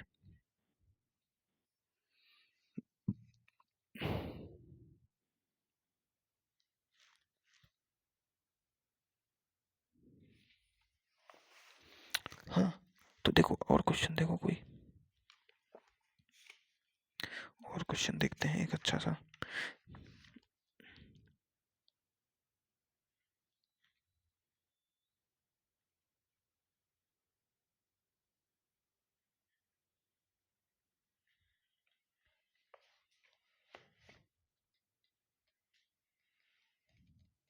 देखो ये क्वेश्चन समझो। पहले तो तुम्हें देखो ये क्वेश्चन क्या दे रखा है, E बराबर 2xi कैप। तो घन में आयतन आवेश घनत्व ज्ञात करो। घन में आयतन आवेश घनत्व, घन का आयतन आवेश घनत्व निकालना है। तो देखो ई दी है, देखो ई का फॉर्मूला क्या होता है। ई 2xi कैप में है, x दिशा में है इलेक्ट्रिक स्टैटिक। देखो एक घन बनाओ, घन बना दिया। अब देखो घन बना के अब इस क्वेश्चन को समझो। ये एक्स एक्स एक्स दिशा में है, सिर्फ एक्स एक्सिस दिशा में, मतलब घन का सिर्फ ये वाला एक्सिस, ये वाला इधर है इलेक्ट्रिक फील्ड, सिर्फ इलेक्ट्रिक फील्ड इधर। किधर है इधर, किधर है इधर। तो ये घन वाले क्वेश्चन तो मैं अभी कराऊंगा तुम्हें यार। तुम्हें मैंने इसके जो लंबवत है ना, लंबवत सभी सदी से देखो, ये लंबवत है और एक ये लंबवत है, बस इनका इलेक्ट्रिक फील्ड होगा। जो समानांतर है ना इनका नहीं होगा, समानांतर है इनका नहीं होगा। तो तुम्हें ये नहीं करना यार, अभी ये नहीं करना। देखो ये रहा क्वेश्चन, कितना नीट 2018 का क्वेश्चन है, बढ़िया। क्या कह रहा है, कोई इलेक्ट्रॉन विराम अवस्था से किसी एक समान तथा ऊपर ऊपर को ऊर्ध्वाधर विद्युत क्षेत्र ई में कोई दी गई एच दूरी तक गिरता है। ठीक है। क्या कह रहा है कि एक समान विद्युत क्षेत्र है और ऊपर की ओर ऊर्ध्वाधर, यानी ऊपर की ओर विद्युत क्षेत्र है। ठीक है, कैसा विद्युत क्षेत्र है, ऊपर की ओर, ऊर्ध्वाधर ऊपर की ओर है, बिल्कुल समझा दिया, ऊर्ध्वाधर ऊपर की ओर यही तो होता है ना। तो ये इसमें एच हाइट तक गिरता है, मतलब कोई इलेक्ट्रॉन है। अब देखो इलेक्ट्रॉन को अगर मैं यहाँ रखूँ, इलेक्ट्रॉन को, तो इस पर इधर लगेगा क्यू ई बल, तो ये नीचे जाएगा बिल्कुल। तो इसे छोड़ेंगे तो ए तुरंत से नीचे जाएगा, तुरंत क्या होगा, ए बराबर क्यू ई बाई एम होगा। क्यू ई बाई एम से नीचे जाएगा और ये एच हाइट तक गया मान लो। ठीक है, ये कह दिया एच हाइट तक गया। अब विद्युत क्षेत्र का परिमाण अपरिवर्तित रखते हुए इसकी दिशा उत्क्रमणित कर दी जाए। इसकी दिशा मतलब, अब विद्युत क्षेत्र का परिमाण तो यही है, लेकिन विद्युत क्षेत्र की दिशा बदल दो, यानी विद्युत क्षेत्र की दिशा इसने उल्टी कर दी। ठीक है, उल्टी कर दी और परिमाण उतना ही रखा विद्युत क्षेत्र का। ठीक है, विद्युत क्षेत्र की इसकी दिशा मतलब, अब विद्युत क्षेत्र का परिमाण अपरिवर्तित रखते हुए इसकी किसकी विद्युत क्षेत्र की दिशा उत्क्रमणित, यानी पहले इधर थी तो उल्टी कर दो, उल्टी कर दी। तो अब किसी प्रोटॉन को विराम अवस्था से इतनी ही ऊर्ध्वाधर दूरी एच तक इसमें गिरने दिया जाता है। मतलब अब मैंने यहाँ एक प्रोटॉन रख दिया, अब प्रोटॉन पर अपन को पता है कि इस पर प्रोटॉन पर बल लगता है विद्युत क्षेत्र की दिशा में ई। तो ये अब इतनी ही हाइट तक मैंने एच हाइट तक गिरने दिया, बिल्कुल गिरने दिया। तो प्रोटॉन को गिरने में लिए गए समय की तुलना में, यानी प्रोटॉन ने जितना समय एच हाइट में आने में लगाया, तो इलेक्ट्रॉन ने जितना समय एच हाइट आने में लगाया, इसने टी समय लगाया, तो इसने कितना समय लगाया, उस समय से लिया गया समय कितना होगा, देखो समान होगा, बिल्कुल समान क्यों होगा। अब एक बात बताओ, देखो एक बात बताओ, इधर इलेक्ट्रिक फील्ड की डायरेक्शन उतनी थी, यानी इलेक्ट्रिक फील्ड की ताकत उतनी है ना। देखो इस क्वेश्चन को यहाँ समझो, ये इलेक्ट्रिक फील्ड है ना, इसकी डायरेक्शन इधर ही है, समझो। अब मैं एक एक क्यू आवेश यहाँ रख रहा हूँ पॉजिटिव, एक क्यू आवेश उतना ही नेगेटिव रख रहा हूँ मैं, है ना। तो देखो इस पर क्यू पॉजिटिव आवेश पर इधर बल लगेगा क्यू ई बाई एम, और इस पर इधर तुरंत लगेगा क्यू ई बाई एम।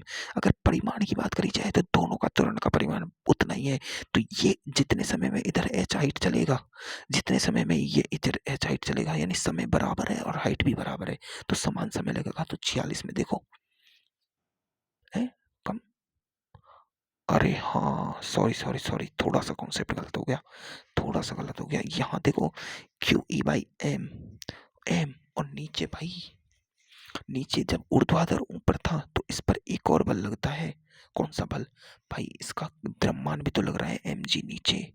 तो देखो इस पर नीचे लग रहा है q E by m force, a त्वरण लग रहा है q E by m, q E by M.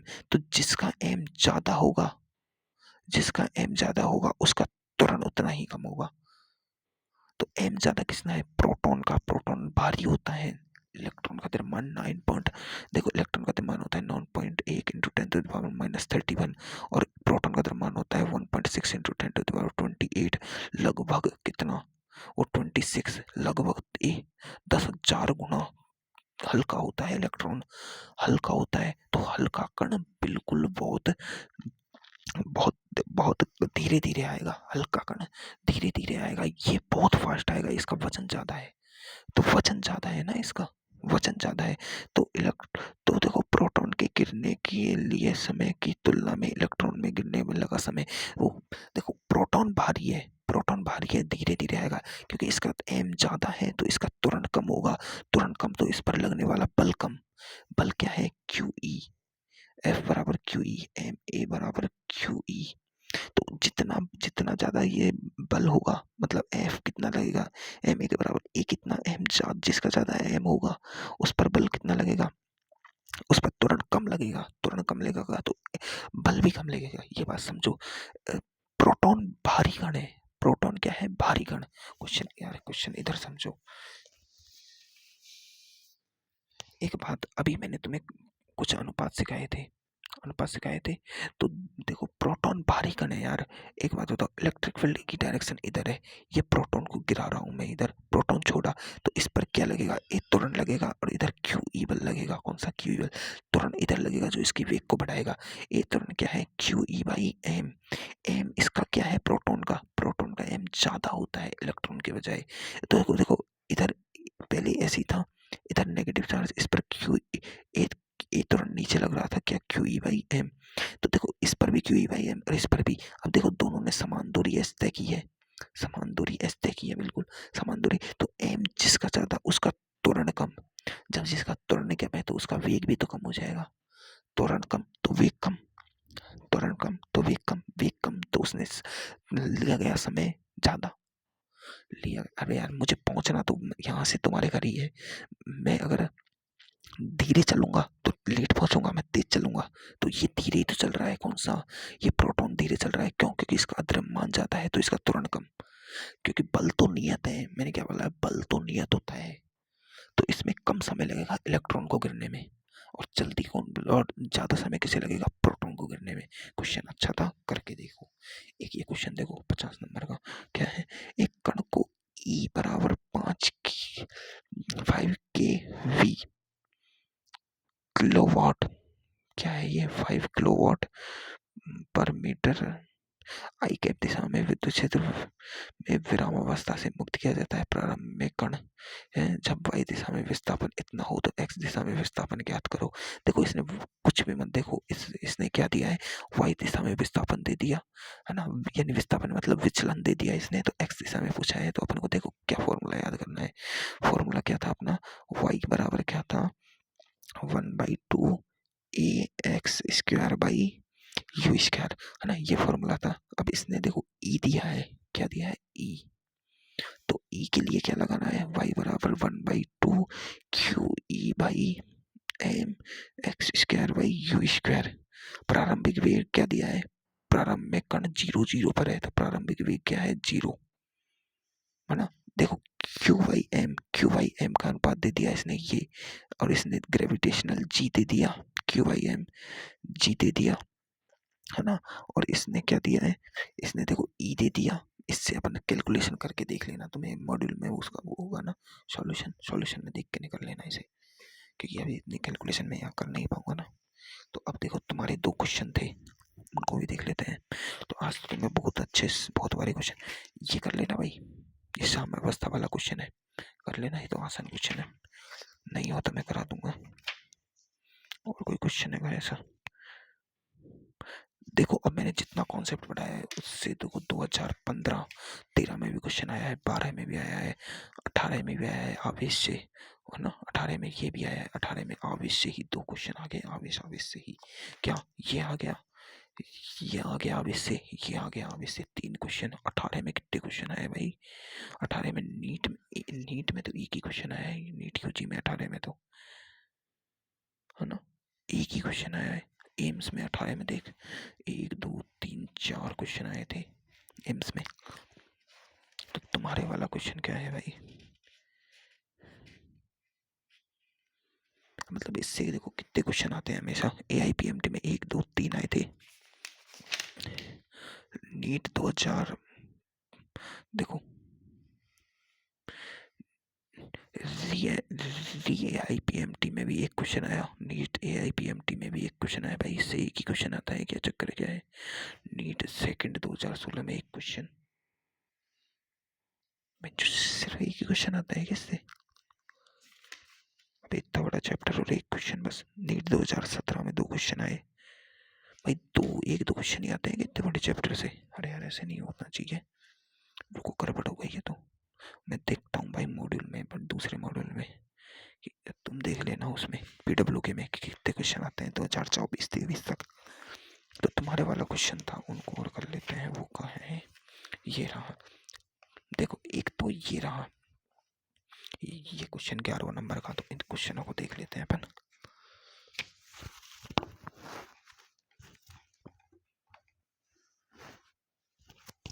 11 number का क्वेश्चन कह रहा है कितना समान आवेश पृथ्वी व चंद्रमा पर रखना चाहिए जाना चाहिए ताकि उनके मध्य गुरुत्वाकर्षण बल का प्रभाव समाप्त हो जाए। मतलब अपन को गुरुत्वाकर्षण बल बराबर कर देना है इलेक्ट्रोस्टैटिक बल से, तो आ जाएगा अपने पास। इसमें कुछ नहीं करना अपन को, F Q1 Q2 भाई अपन को कर देना है। देखो आवेश, देखो समान आवेश कितना समान, तो Q1 Q2 समान होगा, तो मतलब F इलेक्ट्रोस्टैटिक्स बराबर कर देना है F ग्रेविटेशन से।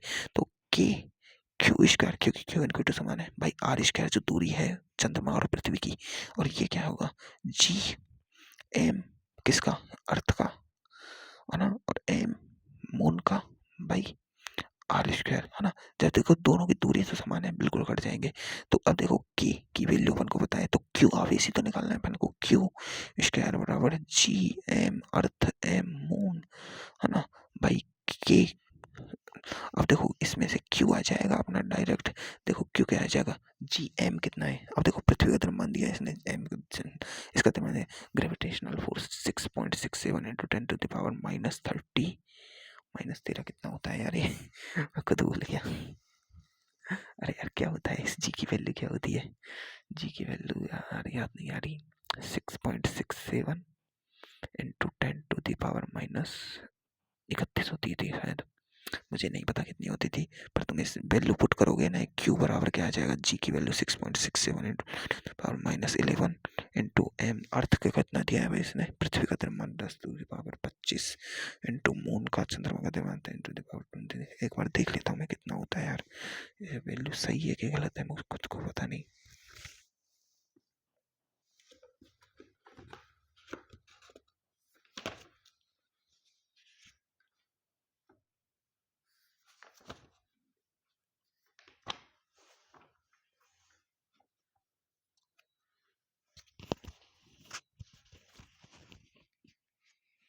सही है एकदम भाई, सही है, इतनी है, इतनी होती है तो, है ना, इतना इंटू ये बट K की वैल्यू कितनी है 9 इंटू 10⁻9। तो देखो 9 से तो ये, अगर इसको मैं नीचे ले जाऊं तो ये हो जाएगा 10⁻11, पॉजिटिव में नेट चले गया। तो देखो 11 और 9 20, 20 कट जाएगा इससे, 25 से 5 बचा, कितना 5, है ना। देखो 6 से 3, 3 दूनी 6 काट दो, 3 3 9 काट दो, 2/3 इंटू ये कितना 5 और 10, 5 और 23 कितना हो गया 28, 28 का रूट में इतना कितना आ जाएगा रूट में। तो देखो 28 का रूट तो कितना हो जाएगा, कितना हो जाएगा 28 का आधा कितना होता है 10⁻28, 28 का आधा होता है 14, 10⁻14 आएगा प्लस में, है ना, इंटू 2/3 कितना हो जाएगा, 2/3 लगभग कितने कितने में आएगा, 2/3 या फिर अपन कह सकते हैं 66/9। ये 66 है ना, तो 67/9 इंटू एक जीरो हटाओ तो 90, 67/90 कर दो। 67/90 का पहले तो पॉइंटों में निकालो, फिर देखो तीन तिया 9, इसका 9 का तो हट जाएगा, 6 है ना, 6.7, 6.7 है ना, तो इसको इसे देखो 6.7/9, तो 9 तो निकल जाएगा, बटे में आ जाएगा 3, और 6.7 का रूट निकालना है अपन को। 6.7 लगभग इसे 7 वो ले लो 7, तो देखो दो दो दूनी 4 होता है, 3 तिया 9 होता है, तो दो दूनी 4, 3 तिया 9, तो 2.5 का कितना हो जाएगा, 25 25 पंजो 25 25 25 25 25 25 25 25 25 गुणा 25 करते हैं तो 625 आता है। तो ये लगभग इतना आ रहा है 25 के, तो यानी इसे ले लो 2.5 के समथिंग, 2.5 के समथिंग है ना, 2.5 के समथिंग ले लो, तो 3 में 2.5 को भाग देंगे अपन, कितना आ रहा है, तो कितना आ रहा है देखो, एक जीरो हटाओ, 30 लगा दो, 30 को एक काट दो, 10⁻13 बची, किसी में थी 13, तो 3 का भाग दे लो 25 में, कितना बचा, 3 ढाई 30, 3 7 21, 3 8 24, 3 8 24 बचा कितना, एक, 3 दूनी 6, 3 तिया 9, 8.3 इंटू 10⁻13 आ रहा है इसका आंसर। तो 8.3 का सिर्फ दो ही आंसर है, एक तो है 8.6 इंटू 10⁻13, एक है 8.6 इंटू 10⁻3। तो इसमें फर्स्ट आंसर आएगा, कितना आ रहा है देखने तो, क्योंकि वो पावर से भी तो कैलकुलेट कर सकते हैं ना अपन आंसर, क्योंकि पावर सिर्फ एक 10⁻13 ही मिल रही है, तो 11वें में बिल्कुल एक पहला आंसर है। मतलब इस ये वैल्यू इतनी इंपॉर्टेंट नहीं है यहाँ पर जितनी ये है 10⁻13। क्यों, देखो कहीं भी और ज़्यादा सॉल्व करने की जरूरत नहीं है, 10⁻13 ही आ रहा है मेन आंसर। ये वैल्यू इतनी इंपॉर्टेंट नहीं है इस क्वेश्चन में, वैल्यू ये इंपॉर्टेंट है, और ये बता रहा है, ये बता रहा है कि नीट में क्वेश्चंस आते हैं वो दिमाग के आते हैं ना, कैलकुलेटिव नहीं आते इतने। मतलब तुमने ये वाली कैलकुलेट कर ली वैल्यू, तो ये कैलकुलेट करने की जरूरत नहीं है, ये दिमाग का क्वेश्चन हो गया, है ना। तो देखो अब अगला क्वेश्चन है तुम्हारा 13वां नंबर का, यही कह रहा है कि क्यू आवेश को दो भागों यानी Q1 में करो और Q2 में करो, है ना, में विभाजित करें और उन्हें r दूरी पर रख दो, बिल्कुल r दूरी पर रख दिया, और दोनों भागों के बीच सर्वाधिक प्रतिकर्षण होगा। देखो सर्वाधिक प्रतिकर्षण जब हो सकता है जब पहली बात तो ये दोनों पॉजिटिव हो, और सर्वाधिक प्रतिकर्षण बल कितना हो सकता है, देखो प्रतिकर्षण बल F बराबर प्रतिकर्षण का क्या आएगा कि Q1 Q2/r² होता है, r की दूरी अपन ने फिक्स कर दी, K फिक्स है, तो ये दोनों बचे। अब देखो एक बात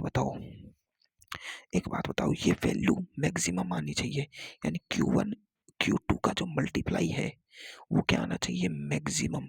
किस कंडीशन में आ सकता है, किस कंडीशन में आ सकता है, एक बात बताओ, यहाँ अगर मैं देखो इसका परिमाण 3 लूँ, इसका परिमाण 6 लूँ, तो 6 तिये कितना आ रहा है 18, है ना।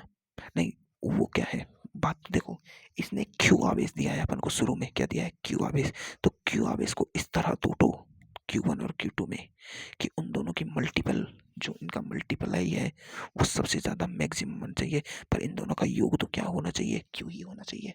तो देखो इन दोनों का अगर मैं Q को एक बार कर दूं 1/3 में और इसको कर दूं 2/3 में, तो मल्टीप्लाई करते हैं तो 3 तिया 9, और ये ऊपर 2 ही रह जाएगा, तो 2/9, ये भी नहीं, है ना। मल्टीप्लाई 2/9 यानी 1/4.5, गलत, ऐसे नहीं कर सकते। इसको देखो 5 कैसे भी तोड़ लो, पर इनको अगर 1/2 इंटू 1/2 में तोड़ेंगे ना अपन, तो इनका मल्टीप्लाई सबसे ज्यादा आएगा 1/4, इससे ज्यादा इनका मल्टीप्लाई नहीं हो सकता। क्या नहीं हो सकता, कैसे भी तोड़ के देख लो, 3/4 इंटू 1/4 में तोड़ लो, तो इन दोनों को 4 × 6 = 16, 3/16 लगभग कितना आ रहा है, 3/16 कितना आ रहा है, इसको 4 लो तो 4, इसको 3/16, 3/16 बहुत आ रहा है, 1/4 से भी बहुत कम होता है 2/3 करके देख लिया, नहीं आता है, तो अपन को हमेशा क्या करना है, इसको 1/2 में ही तोड़ना है, 1/2 क्यू और 1/2 क्यू, यानी आधा आधा करेंगे ना तो ही इनका मल्टीप्लाई 100 सबसे ज्यादा होगा। कैसे देखो, मान लो ये क्यू आवेश 100 था, है ना, क्या था 100, है ना, मतलब 10 था, मान लो 10 था ये क्यू आवेश शुरू में, अब 10 को मैंने इधर और इधर Q1 और Q2 में विभाजित करके r दूरी पर रख दिया, तो इनका फोर्स तो यही होगा। अब इनका देखो 10 के ऐसे हिस्से करो कि वो उनका मल्टीप्लाई सबसे ज्यादा होगा, तो मैं देखो एक एक बार 1 करता हूँ, 1 9 करता हूँ तो इनका मल्टीप्लाई 9 आता है। 2 और फिर करता हूँ 2 और 8 करता हूँ तो इनका 8 दूनी 16 आता है मल्टीप्लाई। देखो 3 इंटू 7 करता हूँ तो इनका 7 तिया 21 आता है। मैं 4 इंटू 6 करता हूँ तो 6 चौक 24 आता है मल्टीप्लाई।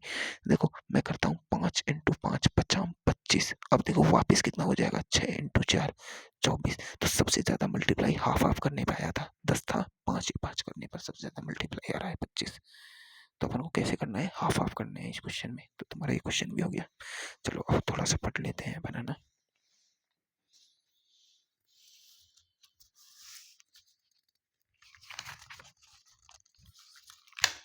तो देखो जो नीट में क्वेश्चन आया था ना, देखो ये नीट का जो क्वेश्चन था, ये वाला क्वेश्चन देख लो, ये नीट में आया हुआ है, मुझे नहीं पता कब आया है। तो एक क्यू आवेश क्यू कॉमा एम के आवेश को एच ऊंचाई से मुक्त किया जाता है यदि विद्युत क्षेत्र ई ऊर्ध्वाधर नीचे हो, यानी ऊर्ध्वाधर नीचे है विद्युत क्षेत्र, तो आवेश को धरातल पर गिरने में लगा समय। तो देखो क्यू पॉजिटिव चार्ज है विद्युत क्षेत्र की दिशा में, इस पर q E by m force लगेगा, हाइट कितनी है एच। तो देखो टी बराबर कितना समय लगता है, √2h/g। ये फोर्स क्या होता है, ये समय तुम्हें उसमें दिखेगा 1D में, 1D 2D में कहाँ से आया। देखो ये आया v² = u² प्लस 2as, नहीं v बराबर u प्लस at, नहीं नहीं नहीं, किस फॉर्मूले से आ रहा है, हाँ ये वो वाला दूरी वाला फॉर्मूला लगाओ, कौन सा, s = ut plus half at²। देखो इसमें प्रारंभिक वेग u क्या है, मुक्त किया जा रहा है, मुक्त करते हैं तो u 0 होता है। तो देखो यहाँ a t समय निकालो, t ये s क्या है h, s इंटू 2s हो गया तो 2h, और ये g नीचे चल जाएगा और ये रूट में आ जाएगा। इससे t निकाला है, इससे इस फॉर्मूले से है ना, इससे ये t निकाला है। और इसमें h क्या है, s तो फिक्स है, ये रही है एच हाइट, और इसने जी की जगह अपन को क्या लेना है, क्यू ई बाई एम, क्या लेना है क्यू ई बाई एम में एम। तो टी समय √m के लग रहा है। तो अभी मैंने तुम्हें बताया था प्रोटॉन का द्रव्यमान ज्यादा होता है, इसलिए उसे समय भी ज्यादा लगता है नीचे गिरने में, और आवेश के व्युत्क्रमानुपाती होता है। ये देख लो एम के तो व्युत्क्रमानुपात समानुपाती, और आवेश के यहाँ पर टाइम मास पर निर्भर करता है, पर वहां नहीं कर रहा था। अपन जो सरल मोशन करते थे ना उसमें आवेश मास पर निर्भर नहीं करता था, पर यहाँ कर रहा है। मैंने वो शुरू में तुम्हें बता रहा था ना, वो मतलब बिगर मास के कर दिया था। यहाँ आवेश, ये द्रव्यमान वो टाइम है जो मास पर निर्भर कर रहा है। ये क्वेश्चन समझो, अच्छा क्वेश्चन है। अब देखो अब अपन करते हैं आवेशित कण की साम्यावस्था वायु में।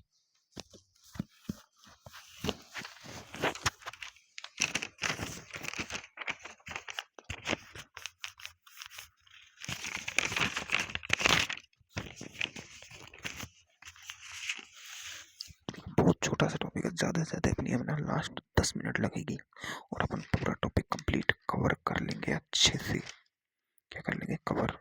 अभी अपन का वो उधर वो रह रहा था ना, अभी अपन बहुत कुछ छोड़ दिया था भाई, बहुत कुछ। तो देखो अब देखो आवेशित कण की साम्य अवस्था देखते हैं अपन किसकी, आवेशित कण की साम्य अवस्था। अपन ने वो वाली साम्य अवस्था तो देख ली थी 3 आवेशों वाली, अब अपन थोड़ी अलग देखते हैं, क्या विद्युत क्षेत्र में कैसे साम्य अवस्था होती है वो देख लेते हैं। तो देखो धनावेश के लिए देखते हैं पहले मान लो ये इलेक्ट्रिक फील्ड की डायरेक्शन एक बार मैंने पॉजिटिव की, ठीक है, एक बार मैंने नेगेटिव की इधर, एक बार ई इधर कर दिया, एक बार ई मैंने इधर कर दिया। यहाँ पर मैंने पॉजिटिव आवेश को रख दिया, यहाँ पर भी मैंने पॉजिटिव आवेश को रख दिया। अब ये क्या है, ये मैंने सिस्टम है जो एयर में है, क्या है ये, वायु में है, मतलब वातावरण में है, मतलब ग्रेविटी है यहाँ, क्या है ग्रेविटी।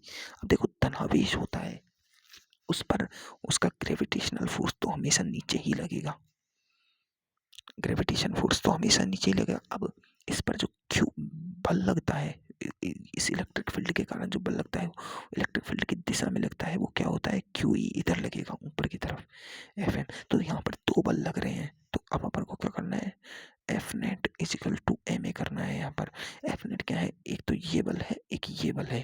अब कौन सा बल ज़्यादा है बताओ, कौन सा बल ज़्यादा है। यहाँ पर अगर ये स्थिर अवस्था में है स्थिर अवस्था में है तो दोनों बल बराबर है। अगर ये ऊपर जा रहा है तो ऊपर वाला जल, अगर ऊपर ये त्वरण से जा रहा है तो ऊपर वाला बल ज्यादा है, लेकिन नीचे ये त्वरण से जा रहा है तो नीचे वाला बल ज्यादा होता है। ये अपन ने एनएलएम में पढ़ चुके हैं। तो अब अगर अगर ये पहले क्या बोलते हैं, साम्य अवस्था, क्या बात कर रहे हैं अपन, साम्य अवस्था में है, स्थिर अवस्था में है, तो ये दोनों बल बराबर है, यानी ए त्वरण जीरो है, तो एफ नेट बराबर क्या करना अपन को, एफ नेट बराबर जीरो, तो q e minus m g बराबर जीरो, तो क्यू ई बराबर एम जी, तो जी, तो क्यू ई बराबर क्या आ गया है यहाँ पर, एम जी बाई क्यू, ये लो अप, और इसकी डायरेक्शन, इलेक्ट्रिक फील्ड की डायरेक्शन क्या है, अपवर्ड। तो यहाँ से अपन इस तरह इलेक्ट्रिक फील्ड भी निकाल सकते हैं एक साम्य अवस्था की स्थिति में। अब देखो इस पर क्या ये साम्य में रहेगा, इस पर देखो इलेक्ट्रिक फील्ड की दिशा में इस पर क्यू ई बल भी लगेगा और इसका नीचे एम जी लगेगा, तो ये कभी नहीं रुकेगा, ये हमेशा नीचे गिरेगा तुरंत ही, यहाँ ये साम्य में नहीं रहेगा। अब अपन बात करते हैं ऋणावेश के लिए, किसकी बात करते हैं अपन, ऋणावेश के लिए, किसकी, ऋणावेश के लिए। तो ऋणावेश देखो, ऋणावेश की बात करी जाए तो ऋणावेश के लिए एक बार ऊपर इलेक्ट्रिक फील्ड, एक बार नीचे इलेक्ट्रिक फील्ड करके देख लेते हैं। यहाँ में नेगेटिव रखा है, यहाँ में नेगेटिव रखा, अपन को पता है कि नीचे तो हमेशा एम जी लगेगा, नीचे तो हमेशा एम जी लगेगा। अब एक बात बताओ, ये इलेक्ट्रिक फील्ड की डायरेक्शन के विपरीत दिशा में ऋणावेश पर बल लगता है, यानी इस पर इलेक्ट्रोस्टैटिक बल जो एफ इलेक्ट्रोस्टैटिक लगेगा वो क्यू ई नीचे लगेगा, तो ये कभी स्थिर अवस्था में रखेगा ही नहीं, ये तो नीचे भागेगा। बिल्कुल ये इसमें साम्य अवस्था में नहीं होगा, इस कंडीशन में, किस कंडीशन में होगा, इसमें ई की विपरीत, इसकी दिशा इधर है तो इधर इधर दिशा में क्यू ई बल लगेगा, अब ये साम्य अवस्था में होगा। और यहाँ क्या होगा, क्यू ई बराबर, अगर ये साम्य में है क्यू ई बराबर एम जी लगेगा, ई बराबर एम जी बाई क्यू लगेगा, और इसकी ई की डायरेक्शन किधर है, डाउनवर्ड, किधर है, डाउनवर्ड, किधर है भाई, डाउनवर्ड। यहाँ डायरेक्शन क्या है इलेक्ट्रिक फील्ड की, डाउनवर्ड, डी ओ डब्ल्यू एन, डाउनवर्ड, ठीक है, डायरेक्शन अपन को पहले ही पता है भाई, बिल्कुल। तो एक क्वेश्चन देखो, ये क्वेश्चन देखो, ये वाला क्वेश्चन देखो, एक धनात्मक आवेश ऊर्ध्वाधर ऊपर की ओर लग रहे विद्युत क्षेत्र के अंदर साम्य अवस्था में है, धनात्मक आवेश ऊपर लग रहा है, इस पर साम्य अवस्था में है, यदि विद्युत क्षेत्र की दिशा विपरीत कर दी जाए तो इसका त्वरण ज्ञात करो। भाई विद्युत क्षेत्र की दिशा विपरीत करके तो मैंने अभी सिखाया है, दोनों दिशा में, इधर तो एफ नेट कितना हो जाएगा, q e plus m g, f equal to m g plus m g, देखो क्यू ई बल भी नीचे लग रहा है, एम जी बल भी इधर लग रहा है, ए बराबर टू जी हो जाएगा, टू एम जी, ठीक है,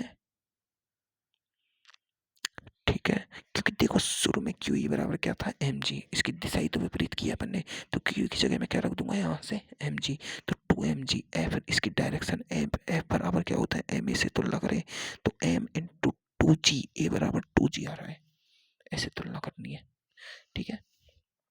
देखो लोलक की साम्यावस्था तो मैंने तुम्हें बता ही दी थी, इसमें टेन थीटा निकाला जाता है, ये सब चीजें ये बता दिया था मैंने तुम्हें, है ना। साम्यावस्था तो मैंने बिल्कुल बता दी थी, विद्युत क्षेत्र बता दिया था, विद्युत क्षेत्र में मैंने तुम्हें ये ग्राफ बता दिए थे, माइनस क्यू के प्लस क्यू के, है ना। ये इनका एफ नेट देखो, केंद्र पर सममित वस्तुओं के लिए केंद्र पर जीरो होता है हमेशा, इसे कोने पर निकालना तो मैं तुम्हें नहीं सिखाऊंगा भाई, ये मैंने वेक्टर में सिखा दिया था, है ना, वेक्टर में सिखा दिया था, ये वाली ग्राफ भी मैं तुम्हें बता चुका हूँ, है ना, ये वाले ग्राफ भी बता चुका हूँ। ये देखो ये थ्योरी है थोड़ी सी, एक बार इसे पढ़ लो, यही है ना, यही पढ़ लो, इस पर मैंने समझा दिया था तुम्हें, ये properties of electric field lines है, इनको एक बार पूरी को पढ़ लो, एक बार पूरी को पढ़ लो, रोक रोक के, है ना, रोक रोक के अच्छे से पूरी इनको पढ़ लो, बस पढ़नी है बस ये एक बार, है ना। और मैंने तुम्हें ये सब चीज़ें सिखा दी थी। अब अपन है ना, अब अपन का मेन टॉपिक, अपन नेक्स्ट टॉपिक अपन पढ़ेंगे, अब वो अपन अपनी कॉपी से पढ़ेंगे। यहाँ तक थोड़ा मैंने तुम्हें इसमें थोड़ा बहुत एक्स्ट्रा भी बताया होगा, है ना, थोड़ा बहुत मैंने एक्स्ट्रा भी बताया होगा, थोड़ा बहुत मैंने सर से अलग भी बनाया है, अपने सर ने देखो थोड़ा बहुत कराया है वो सेम भी है ना, पर सर ने देखो अपन को पिवट वाला पॉइंट नहीं बताया इनमें विद्युत क्षेत्र रेखाओं में, तो ये यहाँ पर थोड़ी सी गलती कर दी सर ने, है ना। देखो ये सारी चीज़ें सर ने बताई हुई है, थीटा निकालना, थीटा निकालना तो आसान बात है यार, टेन थीटा एक्स दिशा में तय की गई दूरी, है ना। देखो ये इन्होंने ए बराबर जी प्लस एम एक चक्कर में पूरा करने में लगा समय, अच्छा ये भी है क्या, ये भी बताने पड़ेंगे अब अपन को, ये भी मैं तुम्हें बताऊंगा, एडवांस लेवल भी बता दिया सर ने। तो ये वृत्तीय गति के क्वेश्चन करा दिए सर ने। चलो अपन देखते हैं अब।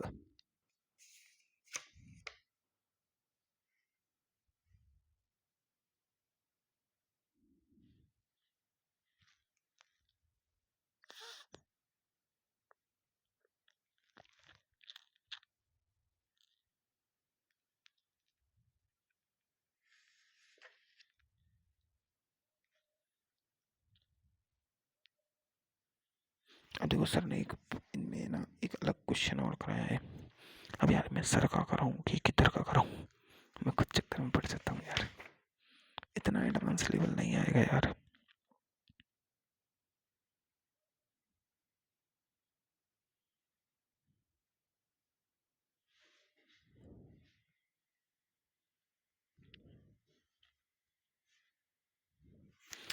देखो ये थोड़े क्वेश्चंस कराए हैं ना सर ने।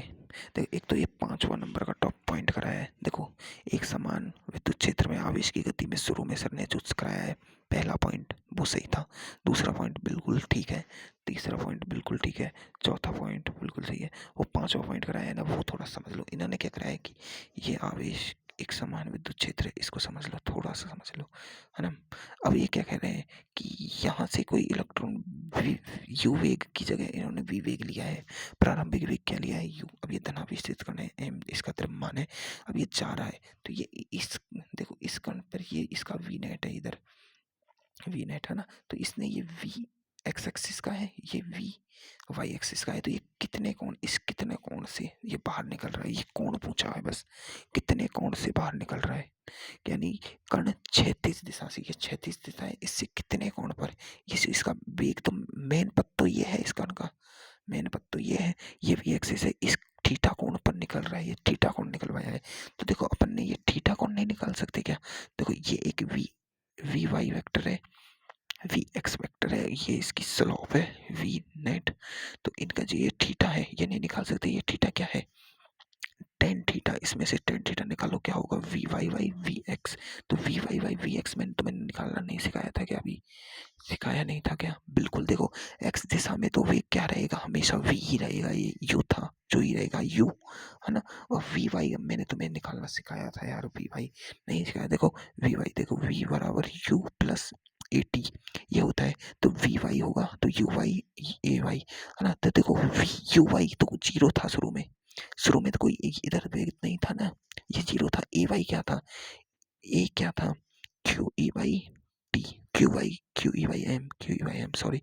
तो वी वाई क्या था, q E by m t, क्या था, q E by m t, कितना था, q e m by m, और टी क्या था, टी, है ना।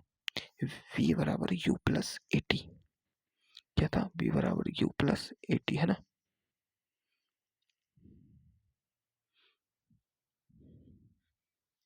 और टी, अब ये क्या है, समय। अपन ने समय नहीं निकाला था क्या, एक्स एक्सिस में, एक्स एक्सिस में समय नहीं निकाला। देखो एक्स एक्सिस में वी क्या होता है, वी एक्स भी क्या होगा, यू। तो देखो इसमें समय निकालते हैं, एस बराबर U T plus half a T square. देखो इस दिशा में वी कोई त्वरण नहीं होता है, सिर्फ वाई दिशा में त्वरण था, तो ये जीरो हो जाएगा। तो एस एक्स एक्स की दिशा यू टी, यू कितना है, यू और टी। तो टी बराबर क्या आ रहा था यहाँ पर, टी बराबर क्या आ रहा था, एक्स बाई यू। एक्स दिशा में दूरी कितनी है, एक्स दिशा में, अब सर ने एक्स दिशा में तय की गई दूरी को लिया है डी, और वेग लिया है वी, डी वाई वी, है ना, डी वाई वी, है ना, डी वाई वी या यू लिया है, जो भी लिया है सर ने, है ना। तो इस टी की जगह पे सर ने डी वाई यू रख दिया है। तो वी वाई क्या आ रहा है यहाँ पर, q E by m d y v, ये आ गया। अब इसको यहाँ पुट कर दिया, टेन थीटा बराबर क्यू ई बाई एम और d y v by v. तो वी इधर मल्टीप्लाई हो जाएगा, टेन थीटा बराबर q E by m d y v square. तो थीटा बराबर टेन इनवर्स में सब कुछ रख दिया है, यही तो किया है सर ने। देखो यही तो किया है, टेन इनवर्स में वी स्क्वायर हो गया, ये v x Y u x, v b y y b x कर दिया है, ये थीटा निकाल दिया है। ये वाला कौन सा, क्षैतिज दिशा से ये थीटा निकाल दिया है। बिल्कुल यही तो किया है। इसमें सर ने थोड़ा सा अलग चीज़ों को नाम अलग अलग दिया है, लेकिन किया वही है। अब देखो सर ने एक गोले वाले क्वेश्चन कराए हैं, इनको समझ लेते हैं थोड़ा, फिर कल से अपन अपन क्या पढ़ेंगे, अगले दिन से अपन विद्युत विभव पढ़ेंगे। क्या पढ़ेंगे? विद्युत विभव। क्या पढ़ेंगे? विद्युत विभव। विद्युत विभव। देखो फ्लक्स भी पढ़ना है अपन को, विद्युत फ्लक्स नहीं पढ़ाया अपन ने, विद्युत फ्लक्स।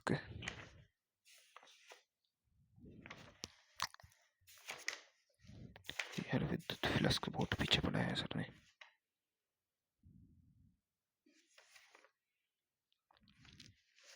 चलो देखो इन क्वेश्चनों को करते हैं अपन छोटे छोटों को।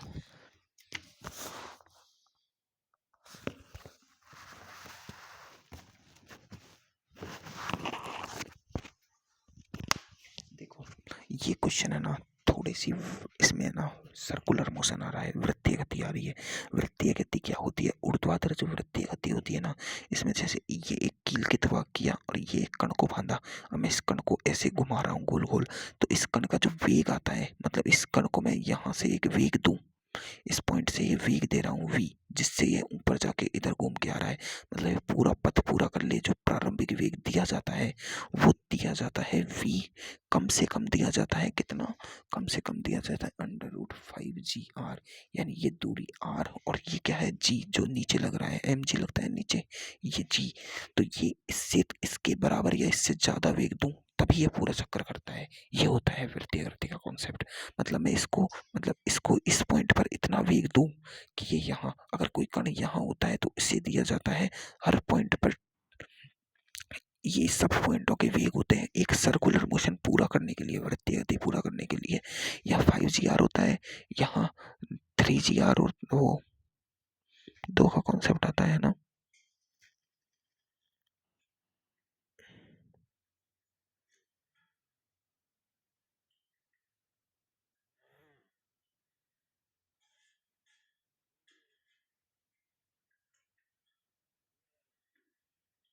देखो यहाँ दिया जाता है √3 g r, यहाँ दिया जाता है g r, सबसे कम वेग होता है यहाँ पर। ये ऐसे कौन से वेग होते हैं, तो सबसे इस पॉइंट पर सबसे कितना वेग दिया जाए, कम से कम इतना वेग दो इसे, इस कण को, ताकि ये इस पूरा पथ कर लो। अगर कण यहाँ है तो इसे इतना वेग दो, कण यहाँ है तो यहाँ से इधर इतना वेग दो इसे, कितना? इतना। ये कम से कम क्राइटेरिया होता है वेग का। अब एक बात बताओ, ये इलेक्ट्रिक फील्ड होती है ना, इलेक्ट्रिक फील्ड डाउनवर्ड है ना, डाउनवर्ड है। मैंने एक धागा लिया, ये किलकित भाग किया, इस धागे से मैंने एक कण लटकाया दिया, जिसे मैंने आवेशित कर दिया, जिस पर m आवेश और q कण था। अब मैं इसे ऐसे घुमा रहा हूँ, तो मुझे इसको कितना वेग दिया जाएगा ताकि ये पूरा चक्कर कर ले। अब देखो इलेक्ट्रिक फील्ड है, इस पर ये कैसा है? पॉजिटिव आवेश है। पॉजिटिव आवेश में इसकी दिशा में इधर वेग लगता है क्या? इधर वेग लगता है क्या? QE/m, और नीचे भी इस पर क्या लगता है? mg। इसका देखो ये फोर्स लगता है, एक तो ये त्वरण लगता है, एक इस पर g त्वरण नीचे लग रहा है पृथ्वी का, है ना, 2 त्वरण लग रहे हैं। तो यहाँ पर तो एक ही त्वरण लग रहा था g, सिर्फ एक ही बल लग रहा था mg, एक ही बल लग रहा था, तब अपन को इतना देना पड़ रहा था। अब दो बल लग रहे हैं तो इसको कितना देना पड़ेगा? v बराबर greater than equal to √5 g की जगह अपन को ये टोटल देना होगा, कितना? G+QE/m, ये भी तो त्वरण है इसका। ये इलेक्ट्रिक फील्ड के कारण ये त्वरण बढ़ गया, इलेक्ट्रिक फील्ड के कारण ये वाला त्वरण बढ़ गया, क्योंकि इलेक्ट्रिक फील्ड बल लग गया, तो GE/m ये बल ज्यादा हो गया, बस QE/m r इतना बल देना होगा। अगर इसी की जगह अगर एक नेगेटिव आवेश हो, अगर इसकी डायरेक्शन में चेंज कर दूं, मतलब इलेक्ट्रिक फील्ड की डायरेक्शन अगर मैं चेंज कर दूं, समझो ऊपर की डायरेक्शन कर दी इलेक्ट्रिक फील्ड की, अब वही पॉजिटिव क्यू आवेश है, यानी पॉजिटिव क्यू है जिसका द्रव्यमान m है। अब इसे घुमाऊं तो देखो इस कण पर इस सर इधर तो लगेगा इलेक्ट्रिक फील्ड, वो F इलेक्ट्रिकल, जिस पर A लगेगा इलेक्ट्रिकल और नीचे लगेगा G, तो ये विपरीत दिशा में आ गई, तो इसे घुमाने के लिए G-A लगाना होगा। G-A क्या है? QE/m। अब इतना देना होगा, V बराबर FB मिनिमम कितना देना होगा? कम से कम इससे या इतना, इससे ज्यादा 5G-QE/m, विपरीत दिशा में आ गई, इतना देना हो रहा है ना। अगर मैं इसकी जगह नेगेटिव चार्ज हुई तो नेगेटिव चार्ज के लिए भी वही करना है। अगर ये नेगेटिव चार्ज होता और ऊपर होता नेगेटिव होता, तो नेगेटिव पे देखो विपरीत दिशा में लगता, तो ये वाला आ जाता, नेगेटिव में पॉजिटिव वाला, और ये इधर नेगेटिव होता तो देखो नेगेटिव का विपरीत लगता तो ये इसका ये हो जाता, इसका ये हो जाता, नेगेटिव के लिए दोनों उल्टे हो जाते ना, बिल्कुल। अब देखो एक एडवांस लेवल का क्वेश्चन तो कुछ नहीं है, ये इलेक्ट्रिक फील्ड है, सर ने जो करा रखा है एडवांस लेवल, ये क्या है, सर्कुलर मोशन है, यहाँ पर ये कण है ना, ये। अब देखो इस पर देखो, ये कण क्यू नॉट क्यू रखा हुआ है, क्यू अब इसका कण है ना, ठीक है।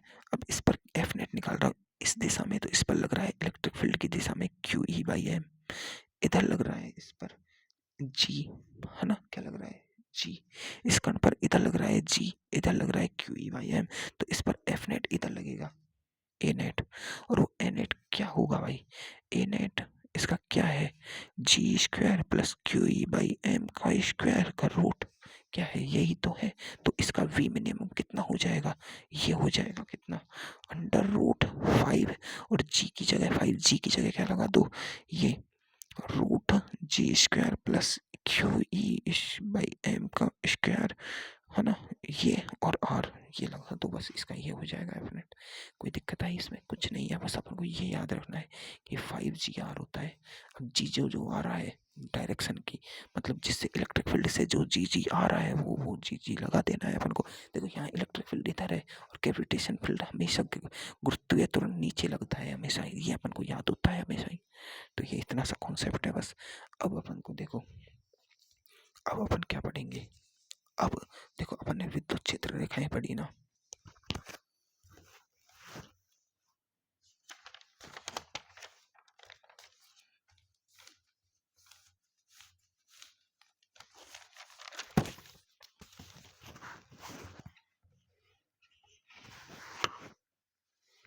देखो सर ने विद्युत फ्लक्स बाद में पढ़ा रखा है, लेकिन मैं पहले ही पढ़ाऊंगा विद्युत फ्लक्स, क्योंकि विद्युत फ्लक्स बहुत काम की चीज होती है अपने, है ना। तो देखो विभव ने, देखो अब ना एक बार अपन गाउस का नियम भी पढ़ेंगे, गाउस के नियम से भी सारे फॉर्मूले निकालेंगे, एक नॉर्मल तरीके से भी सारे फॉर्मूले निकाले जाते हैं। तो अब मैं तुम्हें अपने, चलो अपन तो अपने सर के हिसाब से चलते हैं। तो अब अपन पढ़ेंगे विद्युत स्थितिज ऊर्जा।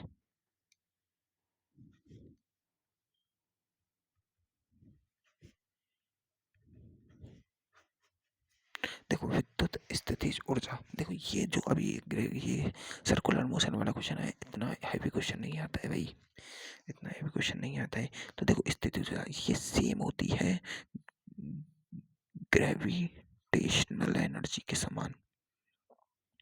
ग्रेविटेशनल एनर्जी होती थी, क्या होती थी कि वो होती थी, देखो उसमें अपन ने बहुत कॉन्सेप्ट पढ़े थे, बहुत दिमाग लगा लगा के पढ़ा था।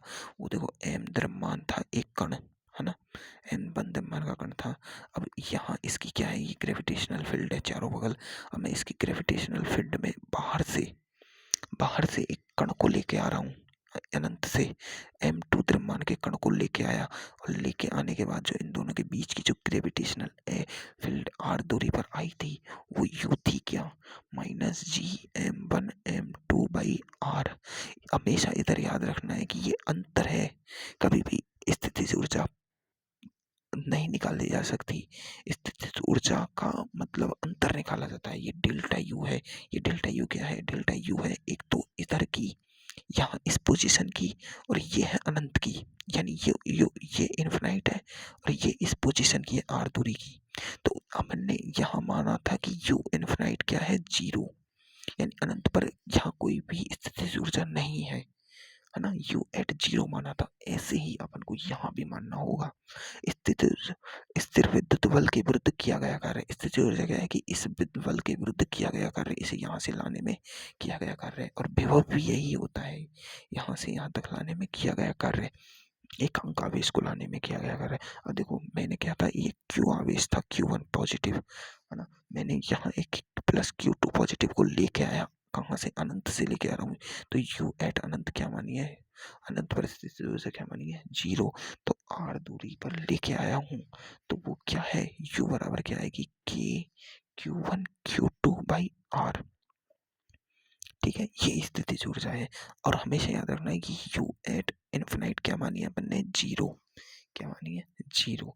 अगर देखो माइनस चार्ज हो, अब अपन को यहाँ चार्ज लिखने हैं, क्या लिखने हैं, यहाँ चार्ज लिखने हैं। अगर देखो ये माइनस ये प्लस Q1 है और यहाँ माइनस Q लेके आऊँ मैं R दूरी पर, तो U क्या होगी, माइनस के Q1 Q2/R क्या होगी, माइनस की होगी।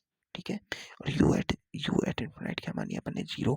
अगर दो माइनस के हों, दो माइनस के आवेश, ये माइनस का था, इधर भी माइनस का लेके आया हर दूरी पर, तो यू क्या होगी, के -Q1 -Q2/R, तो क्यू होगी पॉजिटिव, के Q1 Q2/R क्या होगी, पॉजिटिव। और यू एट अनंत क्या मानी है, 0। ये विद्युत स्थितिज ऊर्जा है अपनी, इतनी सी। अब अपन को कहीं भी क्वेश्चन पूछे तो स्थितिज ऊर्जा इतनी ही बतानी है। ठीक है, अब है ना, कितनी बनानी है, इतनी ही बतानी है। ठीक है, स्थितिज ऊर्जा कितनी बतानी है, इतनी ही बतानी है अपन को।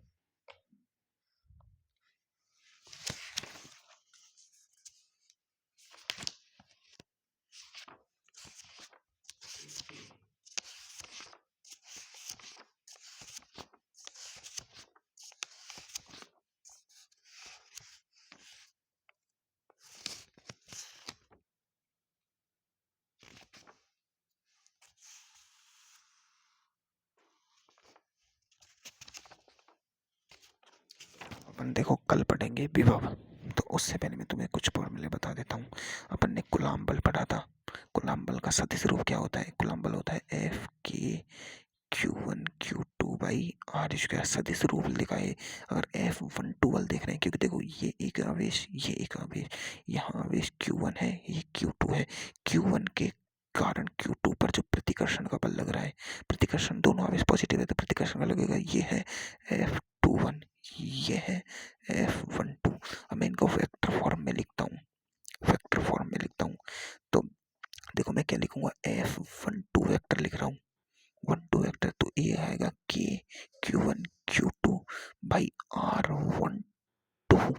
कितनी, आर वेक्टर कौन सा होना चाहिए, 1 2 वेक्टर का परिमाण का क्यू होना चाहिए, कितना, क्यू। और यहाँ होना चाहिए आर वेक्टर किस, कौन सा, 1 2 वाला, है ना। अगर मैं F21 वेक्टर लिखता हूँ तो के Q1 Q2/R21 वेक्टर का क्यू बटे R21 वेक्टर का वेक्टर। ठीक है, अगर F में 7 3 वेक्टर लिखता हूँ, ये वाला सदिश लिखता हूँ, तो के Q1 Q2 R परिमाण होना चाहिए 7 3 का, और R वेक्टर होना चाहिए 7 3 वाला। कैसे, देखो अगर तुम्हें R1 वेक्टर दिया है 2 4 6, और तुम्हें R2 वेक्टर दिया है 3 4 -5, है ना, और तुम्हें R7 वेक्टर दिया है 4 2 -5, है ना, तो देखो तुम्हें R12 वेक्टर निकालना है, क्या निकालना है, R12 वेक्टर। तो इन दोनों वेक्टरों को क्या करना है, इन दोनों वेक्टरों को जोड़ना है तुम्हें, R1 vector plus R2 vector करो, क्या होगा, देखो ये आई कैप, ये जे कैप, ये के कैप, है ना, ये आई कैप, ये जे कैप, और ये माइनस के कैप है, माइनस में है, तो इन दोनों को जोड़ो, ये कितना होगा, 3 2 5, 5 आई कैप जोड़ रहा हूँ ना मैं, प्लस 4 4 8 जे कैप, और ये प्लस में है और ये माइनस में 5 के कैप है, तो प्लस के कैप 1 बचा, तो ये तो आर वेक्टर आ गया, तो इसको तो अपन को यहाँ लिखना है ना। और इसका परिमाण निकालो, परिमाण क्या होगा, 5 + 8 + 1 का स्क्वायर स्क्वायर स्क्वायर का रूट, ये इसका परिमाण आएगा, जिसका क्यूब करके यहाँ लिखना है अपन को। ये होता है सदिश का वेक्टर नियम। ठीक है, इतना ही समझाऊंगा, बाकी तुम्हें नहीं समझ आई तो मैं बाद में अच्छे से डिटेल्ड बता दूंगा 15 20 मिनट में, है ना। देखो एक बार सारे फॉर्मूले रिवाइज कर ले अपन, इलेक्ट्रोस्टैटिक्स के जितने पढ़े अपन ने क्या पढ़ा, कूलॉम बल पढ़ा, F बराबर के Q1 Q2/R²। इसका वेक्टर फॉर्म पढ़ा, F12 वेक्टर के लिए लिखा के Q1 Q2 इसमें देखो वेक्टर में इनकी साइन लिखने हैं, बिगर इसमें तो मत लिखो वाले, कोई दिक्कत नहीं है। R12 वेक्टर का स्क्वायर क्यूब और R12 वेक्टर, है ना। अपन ने फिर क्या पढ़ा, एक ई बराबर पढ़ा, क्या होता है के Q/R²।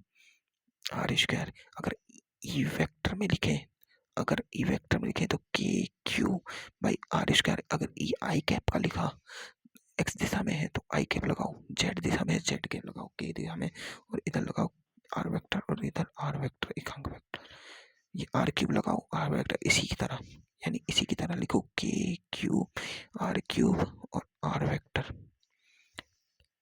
देखो इसका एकांक सदिश तो ऐसे लिखा जाता है, इधर क्यू करना होता है इधर वेक्टर लगाना होता है एकांक सदिश। फिर अपन ने देखो एक इस आवेशित तार के कारण विद्युत क्षेत्र निकाला था, ये था θ1, ये था अपना θ2, ये पॉजिटिव था तो ई की डायरेक्शन एक तो आ रहा था ई लंबवत, एक ई समानांतर, नेगेटिव था तो इधर इसका क्या था फॉर्मूला, इसका था k lambda by d sine θ1 plus sine θ2 formula निकाला अपन ने। इसका क्या निकाला था समानांतर का, k lambda by d cos θ2 minus cos θ1 निकाला था अपन ने। फिर अपन ने अनंत तार के लिए निकाला था, वो आया था ई लंबवत आया था, ई समानांतर तो उसका 0 होता था, 2 के लैम्बडा बाई डी। फिर अपन ने एक आवेशित तार के कारण निकालना सीखा था, ये चाप के कारण उसके केंद्र ऊपर आर दूरी ये थीटा था, उसके लिए अपन ने ई एक्सिस पर निकालना सीखा था, कितना था वो था 2 के लैम्बडा बाई डी, कितनी थी आर, 2 के lambda by r sine theta by 2। इनकी वो कंडीशंस बहुत सारी पड़ी थी अपन, कंडीशंस तो मैं सारी थोड़ी बता सकता हूँ। फिर अपन ने चाप के बाद अपन ने क्या निकालना सीखा था, चाप के बाद अपन ने रिंग पर निकालना सीखा था, शायद रिंग पे सीखा था है ना, रिंग पर। तो रिंग पर जब अपन ने निकालना सीखा था तो एक पॉइंट तो इधर बनाया एक पॉइंट इधर बनाया, इसका ई एक्सिस इधर आ रहा, पॉजिटिव वाली है नेगेटिव वाली हो तो अंदर आता था, वो ये वाली दूरी थी, ये दूरी थी एक्स केंद्र से, ये वाली थी आर, ये एक्स थी तो ये थी r square plus x square वाली वैल्यू, तो ई एक्सिस आ रहा था अपन का कि q x by r square plus x square की पावर 3/2, ये आया था ना बिल्कुल। अपन इसकी क्यू की जगह अपन यहाँ क्या लग सकते हैं, क्यू की जगह ये एकांक है वैसे क्यू लैम्बडा बराबर क्यू बाई 2 पाई आर रख सकते हैं, तो यहाँ अपन ये भी रख सकते हैं भाई, के की जगह तो रख दो 1/4 pi epsilon not into Q की जगह रख दो लैम्बडा 2 पाई आर, आर क्या है इसकी त्रिज्या, और ये x by r square plus x square की पावर 3/2, पाई से तो पाई गया 2 से 2 गया, ऐसे वैल्यू आ जाएगी। एक अपने चकती के लिए निकालना सीखा था, चकती का तो मुझे यार याद ही नहीं है, चकती का मुझे याद ही नहीं है, चकती के लिए निकालना सिखाया था मैंने, क्या सिखाया था कि क्यू, ओ यार यार देखना पड़ेगा, रुको देखता हूँ, मुझे इनका तो याद था इसका नहीं था याद, चकती का क्या था, शक्ति का, हाँ शक्ति का था, शक्ति का अपन ने ये निकाला था, ये एक्स दूरी थी, इसका सिग्मा आवेश घनत्व होता है, ये आर होता है, ये था ई बराबर था sigma by 2 epsilon naught 1 minus x by x square plus r square. ये इसमें थोड़ा सा एक कॉन्सेप्ट है, देखो ये एक्स है ये आर है और ये कौन सी वैल्यू है x square plus r square root में, अगर यहाँ थीटा हो तो थीटा के सामने भुजा लंब होती है और ये वाली भुजा आधार हो गई, ये कर्ण हो गया, तो यहाँ cos थीटा लगाया जाए तो cos थीटा होगा x by root x square plus r square, है ना। तो ये देखो यही तो है, तो ई बराबर sigma by 2 epsilon naught 1 minus cos theta भी लिख सकते हैं, यहाँ पर थीटा क्या है, ये थीटा क्या लिख सकते हैं, कॉस थीटा भी लिख सकते हैं। अब देखो इधर मैं 4 पाई से मल्टीप्लाई करूं, किससे मल्टीप्लाई कर दूं, 2 पाई से दोनों तरफ, ऊपर 2 पाई नीचे 2 पाई, है ना। तो देखो ई बराबर क्या हो जाएगा, sigma 2 pi by 4 pi epsilon not, और ये हो जाएगा 1 माइनस कॉस थीटा, है ना, 1 माइनस, तो देखो 1/4 पाई एप्सिलॉन नॉट तो क्या हो जाएगा के सिग्मा 2 पाई बाई नहीं ये 1 माइनस कॉस थीटा। देखो सिग्मा की जगह अपन यहाँ आवेश लिख सकते हैं, देखो सिग्मा क्या है, पृष्ठीय आवेश का ना, तो इसका क्या होता है, सिग्मा बराबर होता है क्यू बाई ए, क्या होता है 4 pi r square, 4 pi r square, तो सिग्मा की जगह अपन क्या रख सकते हैं यहाँ, 4 पाई r स्क्वायर क्या रख सकते हैं। तो देखो सिग्मा की जगह क्या लगाऊंगा, के, सिग्मा की जगह Q by 4 pi r square, और यहाँ ऊपर 2 पाई और 1 - cos थीटा। यहाँ से देखो इससे तो ये गया तो k q 1 - cos theta by r square, k q r square 1 - cos theta, ये फॉर्मूला बन गया। इसका एक फॉर्मूला क्या बनाया, k q by r square 1 - cos theta, ऐसे फॉर्मूला बन जाएगा इसका अच्छा वाला, जो याद हो जाए। K q by r square 1 - cos theta, k q by r square 1 - cos theta, ये फॉर्मूला बन गया। मेरा फोन डिस हो गया यार। चलो ठीक है अब।